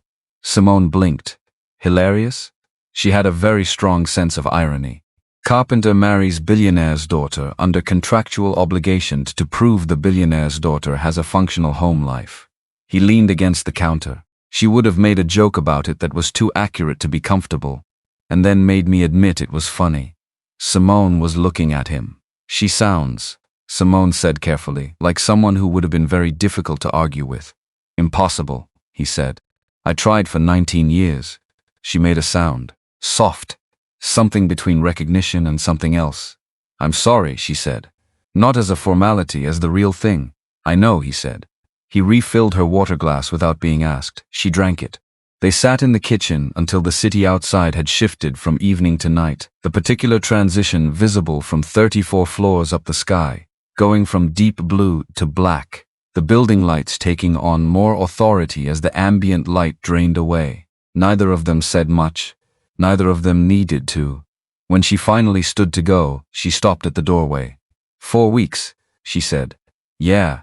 I'm going to figure out the how, she said. I just need you to keep being exactly what you are. He looked at her across the kitchen. I don't know how to be anything else, he said. She stood there for a moment longer. Something on her face that was real and unguarded and that she'd stopped trying to put away. I know, she said. That's the point. She went down the hall. The door of the primary bedroom closed quietly. He stood in the kitchen for a minute. He thought about Eldridge in the wheelchair below the scaffold. The sharp eyes. The wool blanket over the thin legs. The way he'd said the last morning, with oxygen hissing in the quiet foyer, I taught her how to win. I forgot to teach her how to let anyone in. He thought, she's learning. He thought slowly, carefully, the way everything worth doing is learned. He thought 5 months down. He thought 4 weeks to go. He turned off the kitchen light. He walked down the hall. He passed her door closed, a line of light visible at the base. The faint sound of her voice on a late call, working even now. The engine of her not quite able to stop. He went to his room. He lay in the dark. Outside, the December sky pressed against the windows cold, close, the city lit beneath it like a circuit board. All those lit windows and moving lights. All those people, in all those rooms doing all the ordinary, extraordinary things people do in the hours when no one is watching. He thought about the cherry wood on the bench at the workshop. About the library commission, about the tight grain and the way it had needed 2 weeks in the shop to acclimate before he could touch it. He thought, some things can't be rushed. He thought, 4 weeks is enough. He thought, I know what's in this wood. He closed his eyes. He slept. The story ran on Thursday morning. Darius saw it before she did. He was up at 5:30. He was always up at 5:30. Had been since Carla died. Some internal clock that refused to let him sleep past the hour she used to leave for her shift, and he had his coffee and his phone and the early quiet of the penthouse. And the notification came through on the financial news app Ezra had installed on his phone 6 months ago because, in Ezra's word, "You should know what's happening in the world, Dad. It's embarrassing how much you don't." The headline was exactly what Nadine had said it would be. Wallace CEO's marriage, love match, or boardroom calculation? He read the piece. It was careful. That was the thing about pieces like this, they didn't have to say anything outright. They just arranged the facts in a particular order and let the reader do the rest. Attorney meeting, 3 days before the wedding. No public courtship. No photographs together before the ceremony. Eldridge Wallace's trust arrangement, a matter of public record once the estate filing went through. A source described as close to the board saying the marriage had the hallmarks of a strategic transaction. No names, just proximity, just implication. He set the phone face down on the counter. He refilled his coffee. He thought, Drayton is good at this. He thought, which means you need to be better. He thought, not you, her. She needs to be better. You can't do this part. He thought, can't you though? He picked up the phone again. He read the piece a second time. More slowly.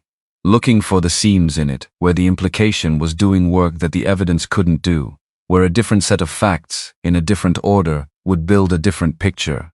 He'd been doing this kind of reading since he was young. His mother had said, before you accept a thing, find where it's holding itself up. Find what it's leaning on. Because if you can see what it's leaning on, you can see if it's solid. The piece was leaning on timeline, on the absence of visible affection, on the convenient alignment of legal and personal arrangements. It was not leaning on anything that had happened in the penthouse for the last 3 months. Because Drayton didn't know what had happened in the penthouse. Nobody did, except Nadine, and Ezra, and Ray, who knew some of it, and Darius. He set the phone down. He started making breakfast, not for himself specifically, just making it eggs, toast, the good butter, the fruit he'd started keeping in the bowl on the counter because Simone had eaten half a pear off it one morning without saying anything, and he'd taken that as a signal. He made enough for 2. Left a covered plate on the counter for her with a note, "Eat before you read the news." He was in the workshop by 7. He did not hear from her until 9:48 when a text came through. It said, "I read the news." He texted back, "I told you to eat first." A pause. Then, the eggs were good. He set the phone down, picked up his chisel, got back to work. The 3 weeks between the story and the board vote were the strangest of his life. And his life had contained some strange seasons. The story did what stories like that do. It moved through the business press for 2 days, generated commentary, inspired takes. Some of them were sympathetic to Simone. Some were not. Most were simply interested in the way people are interested in the private arrangements of powerful women, in the scrutiny that never quite turns off for a woman running something large. He stayed out of it, not strategically. He just genuinely had nothing to say to the press. No reporter could find a way to reach him that he had to respond to, and he didn't use social media. And when a man from a financial news outlet left a message at the workshop number, he called back and said, "No comment," and hung up. Simple. Simone was managing it with Nadine and a communications consultant. He knew because she told him at the walnut table. In the evenings, she'd give him a sentence or two about what the day had held, and he'd listen and occasionally say something, and mostly just be present while she thought out loud. He understood that was what she needed from him in those moments. Not solutions, not reassurance, just someone to think near. He could do that. He was built for the long, patient work. Jerome Watts called Nadine on the Monday of the 2nd week and asked for a meeting with Darius. Not Simone, Darius. He told Simone about it that evening. She was quiet for a moment. "He called you directly," she said. Nadine relayed the request. "I think he didn't want it going through your formal channels. What does he want?" He didn't say. Darius looked at her. "I think I should meet with him, Darius. You don't have to be there." He picked up his coffee. "In fact, I think it's better if you're not." She looked at him for a long moment, something working behind her eyes. "All right," she said. He met Jerome at a coffee shop in Midtown. Not the penthouse, not a conference room.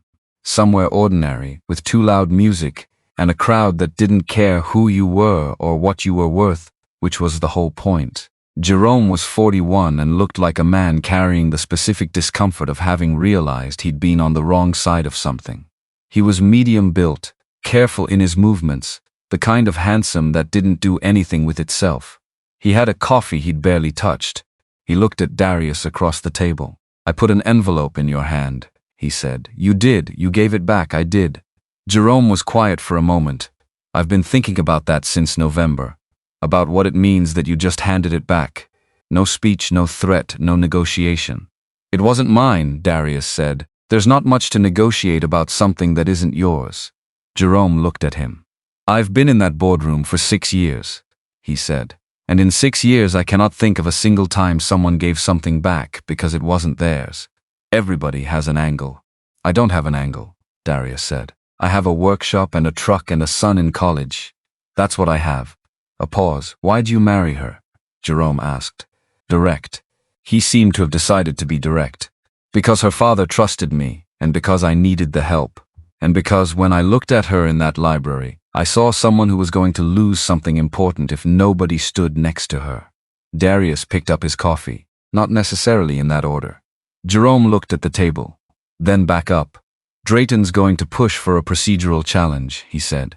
"He's going to argue the trust conditions weren't met in good faith. He's going to call the marriage a sham and try to block the transfer. Can he do that? He can try. It'll take time. And the lawyers will argue it, and there's no guarantee either way." Jerome folded his hands on the table. "Or the board votes first. If the vote goes through before he can file the procedural challenge, he loses the leverage." Darius watched him. "Why are you telling me this?" he said. Jerome looked at him for a long moment. "Because I sat across from you at a dinner table," he said. "And you told the truth about the freight margins, and then you sat there and ate your food, and you were just a man at his own dinner table." He paused. "I've been in a lot of rooms with a lot of people who were performing something. You weren't performing anything." He picked up his coffee finally. Drank it. "I think Simone Wallace is the right person to run that company. I think my father would have known that if Drayton hadn't gotten to him first. A beat. I'm going to vote with her. I wanted you to know." Darius held that for a moment. "Then does she know?" "I'm telling you," Jerome said. "I thought you should know first." He drove home. He sat in the truck in the parking garage for a full minute before going up. He thought about what Jerome had said. "I've been in a lot of rooms with a lot of people who were performing something. You weren't performing anything." He thought, "That's the only way I know how to do it." He thought, maybe that's what Eldridge saw. He went upstairs, he told Simone. She sat at the walnut table and listened without interrupting, and when he finished she was quiet for a long time. "Jerome Watts," she said. "Yes."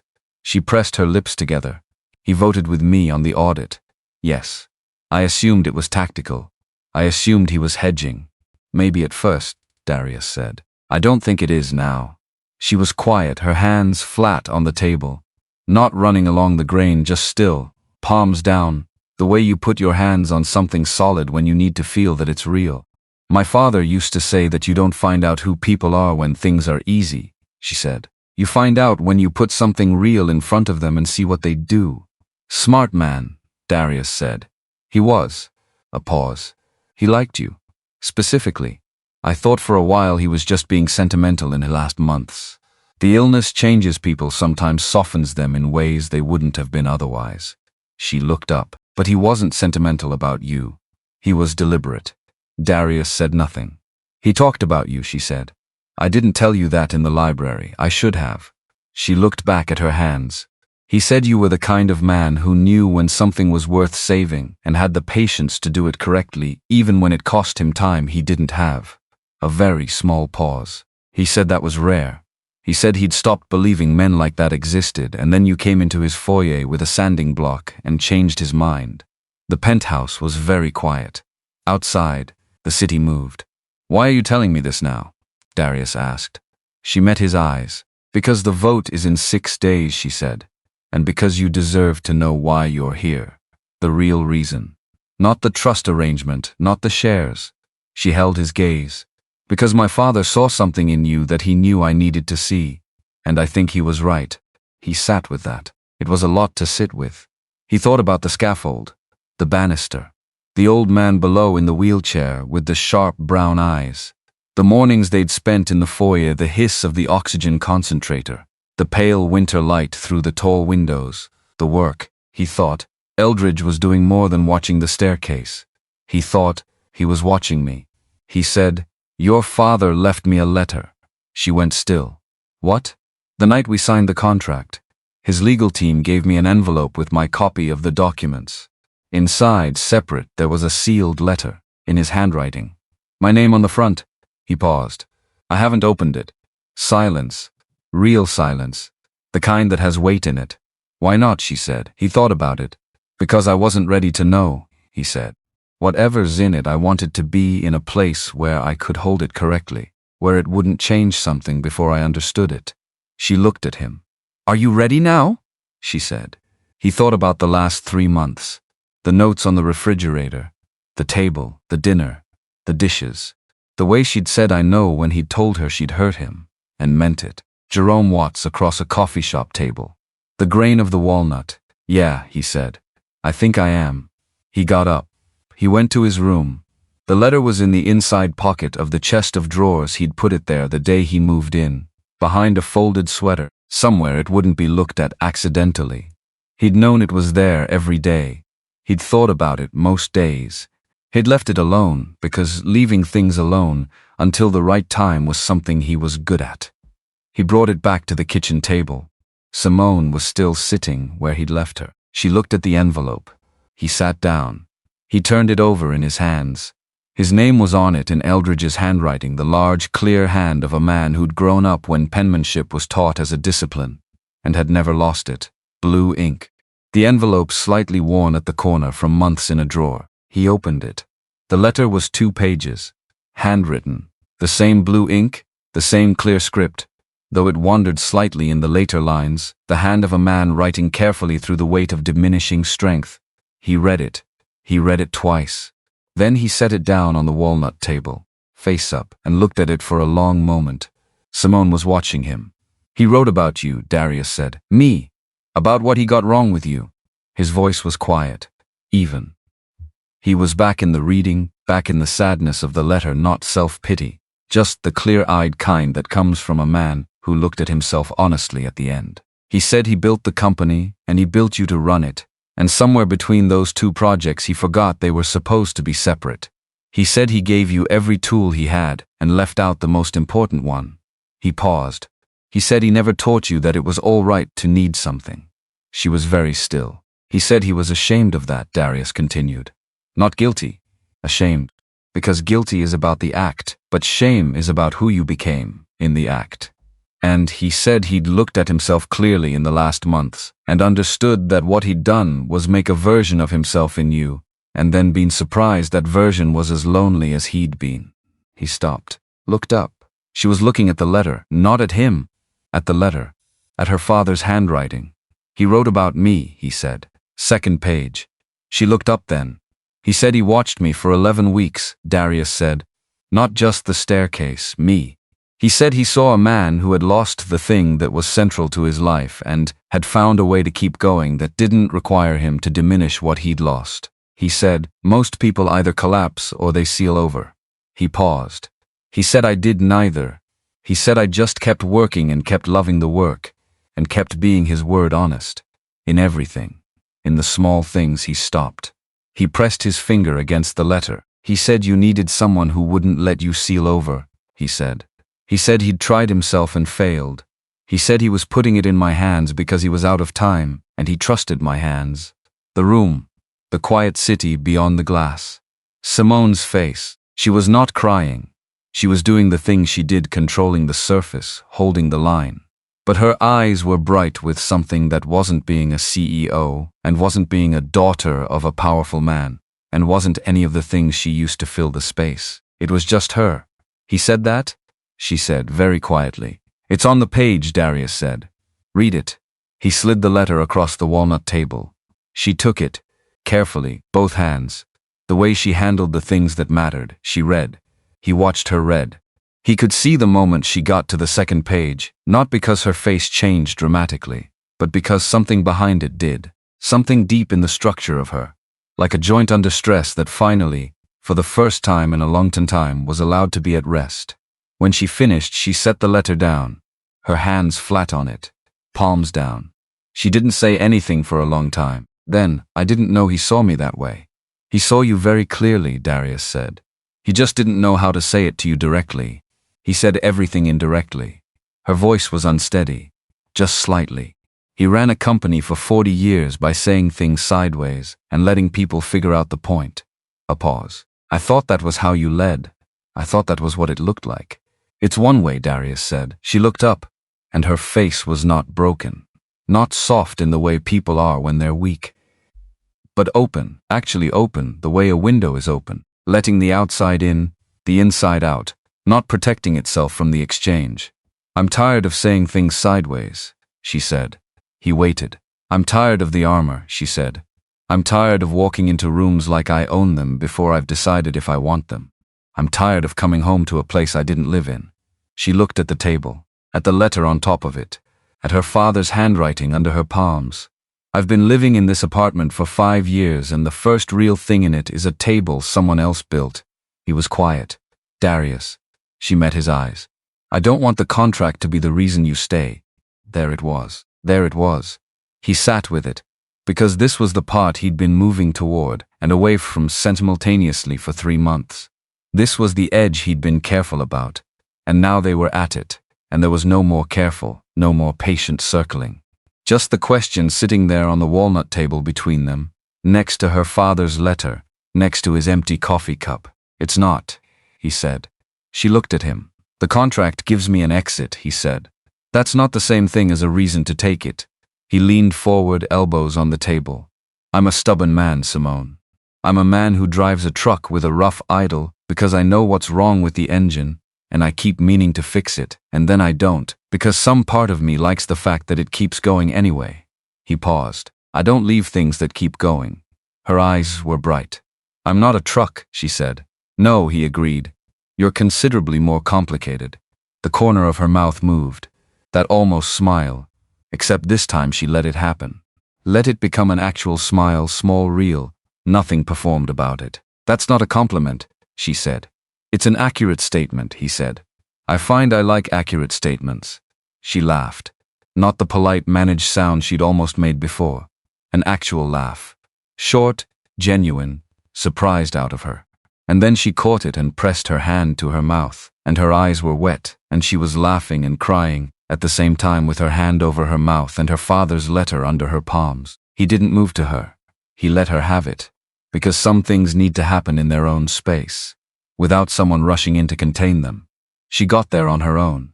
She came down from it, steadied, wiped her eyes with the heel of her hand, looked at him. He was right about you, she said. He was a smart man, Darius said.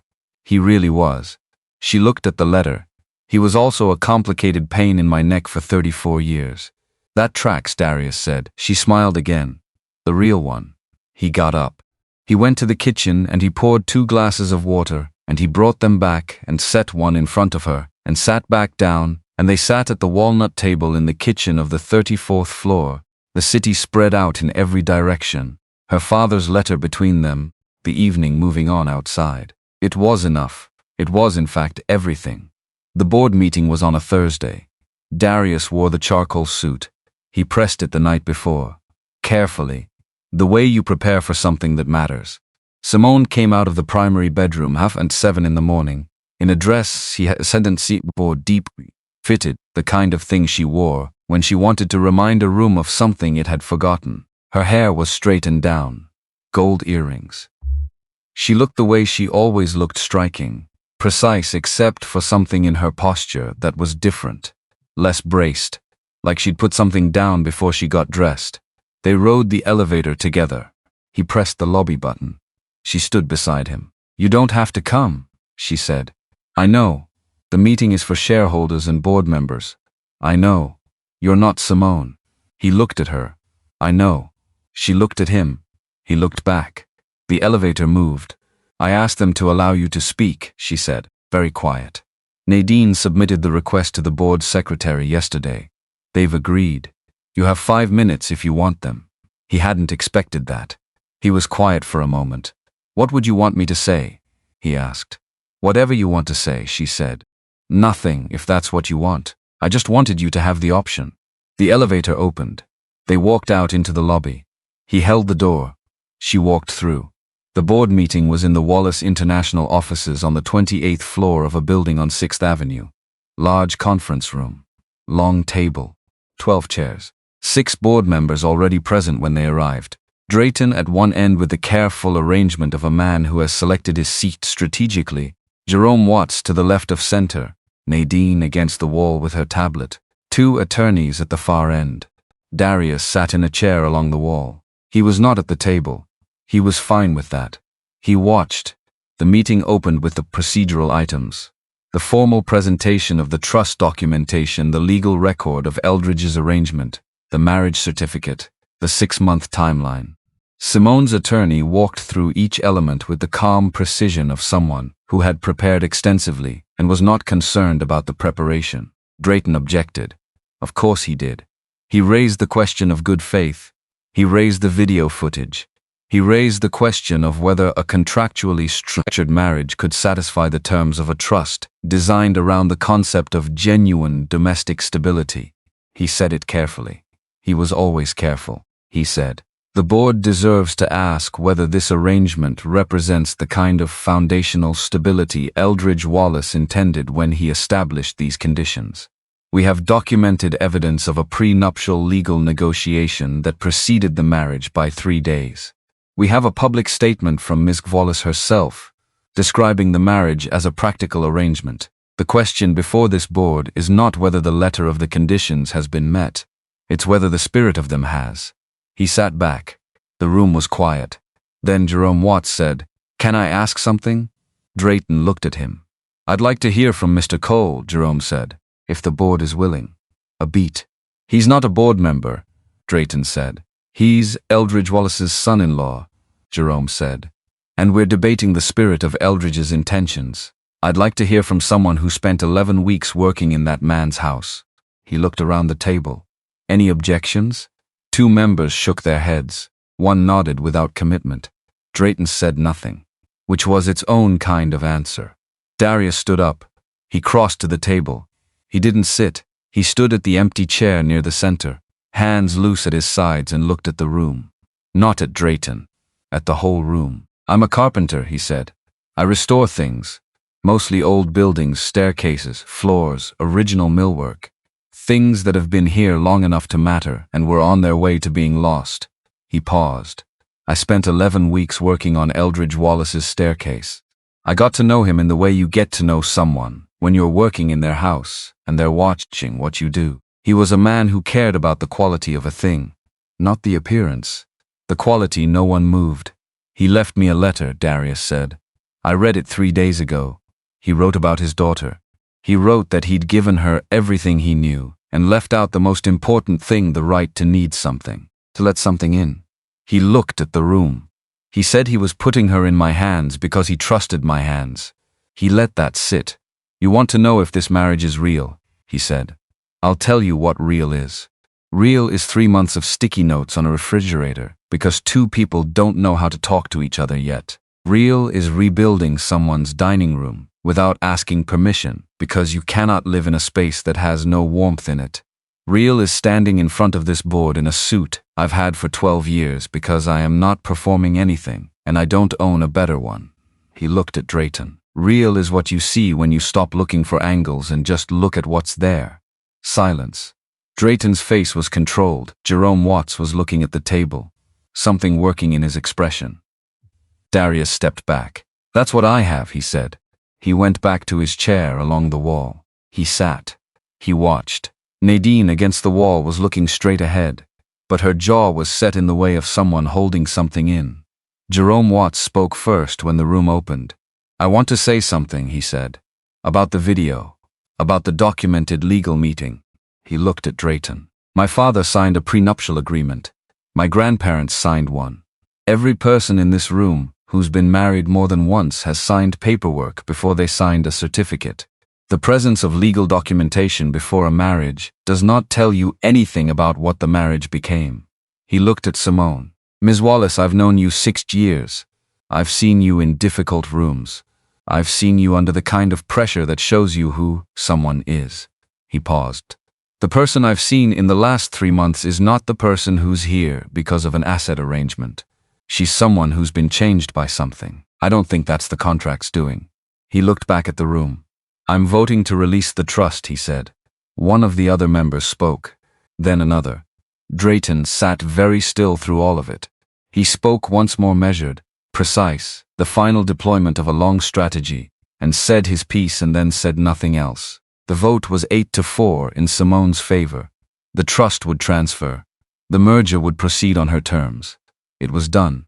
Darius sat along the wall and watched the room begin to move, the standing, the gathering of documents, the conversations starting up in the spaces between formal things. He watched Simone receive the result the way she received it, with a composure that was real rather than performed, something that had come from inside rather than been assembled.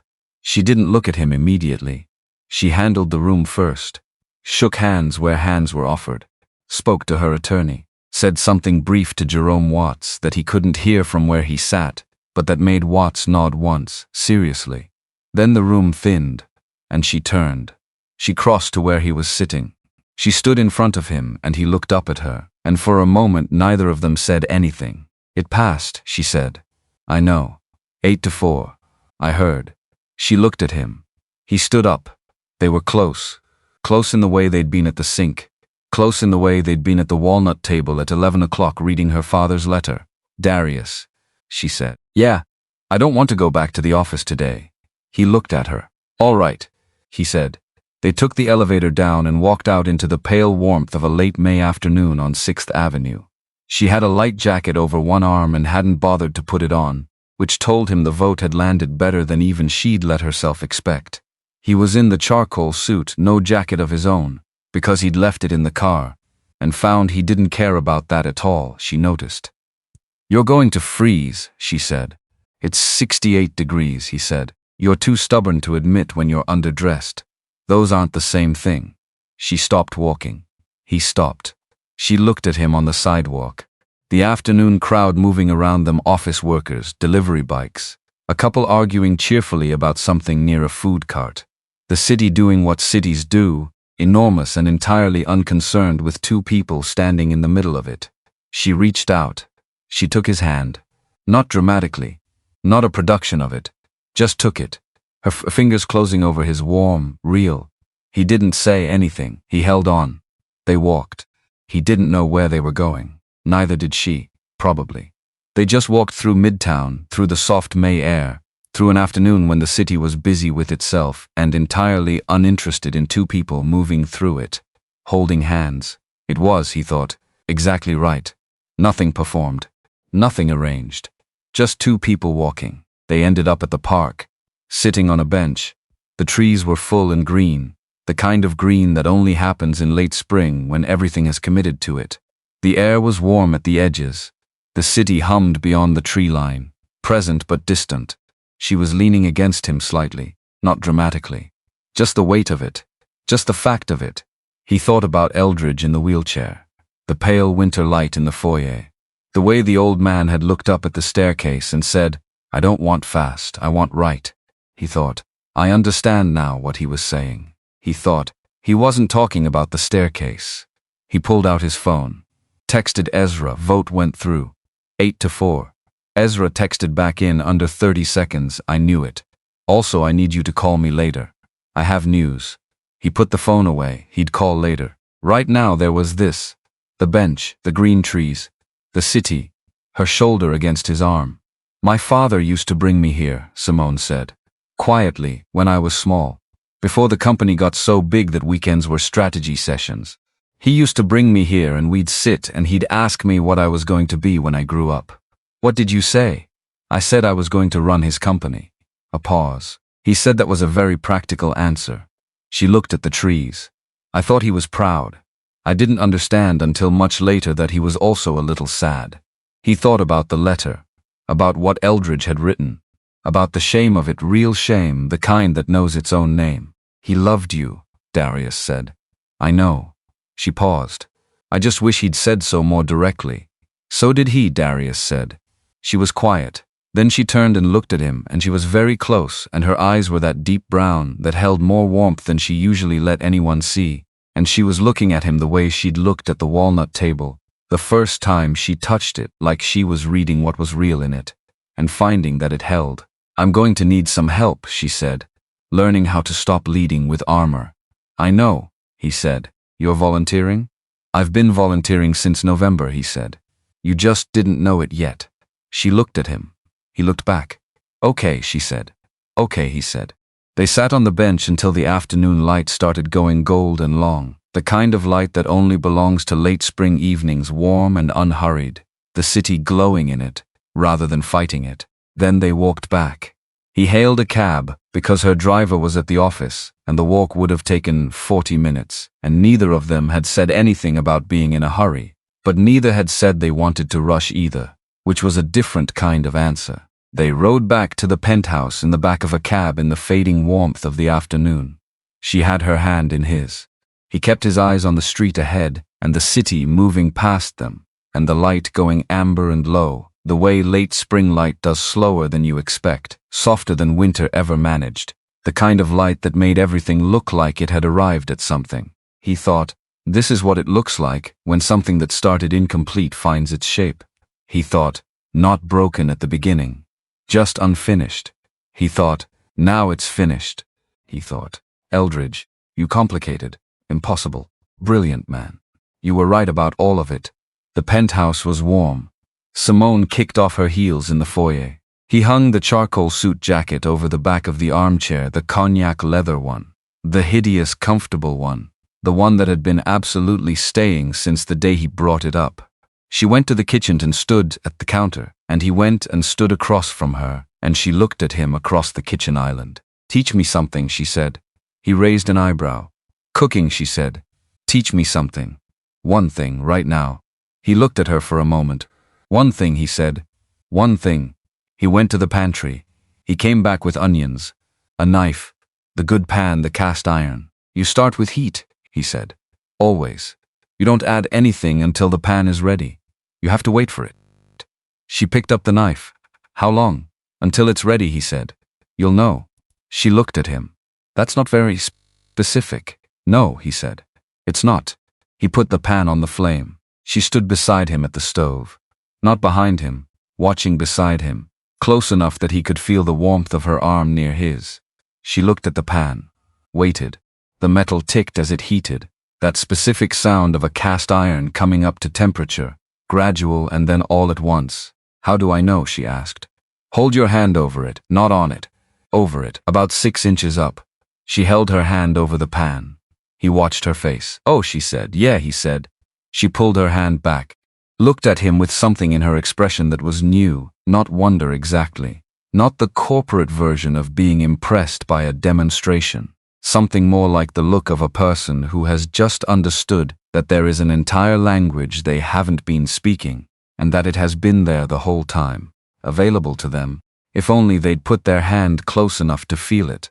He handed her the onion. She cut it not badly, not well, but with the genuine focus of someone who is paying real attention for the first time to something they'd previously considered beneath their attention. He didn't correct her grip. He'd correct it next time. Tonight was just about the heat and the onion and the pan. She slid the pieces in. The sound it made was immediate and definitive. The sizzle of moisture hitting hot iron.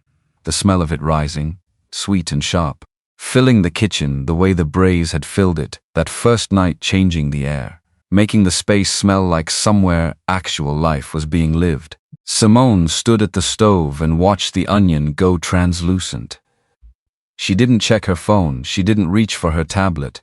She just stood there and watched the onion cook and let the kitchen be the whole world for a few minutes, which was something she had not done, he suspected, in a very long time. It changes, she said. The color. It always does, he said. That's how you know it's working. She looked at him sideways. Is this a metaphor? It's an onion, he said. The metaphors are your business. She almost laughed. The almost law. The one he'd learned to hear even when it didn't fully arrive. But then it did arrive, a small sound. Real, the kind that comes out when something catches a person off guard, and they don't have time to decide whether to allow it. She allowed it. He didn't comment on it. Outside, the city kept moving. It always did. All those lit windows and changing lights. All those people in all those rooms. All the ordinary things that make up a life when you stop performing it and start actually living it. Inside, at the 34th floor, something that had started as a contract and grown into a question and become, in the end, the kind of answer you build slowly, with your hands, simply continued, one onion at a time, in a pan that was finally hot enough.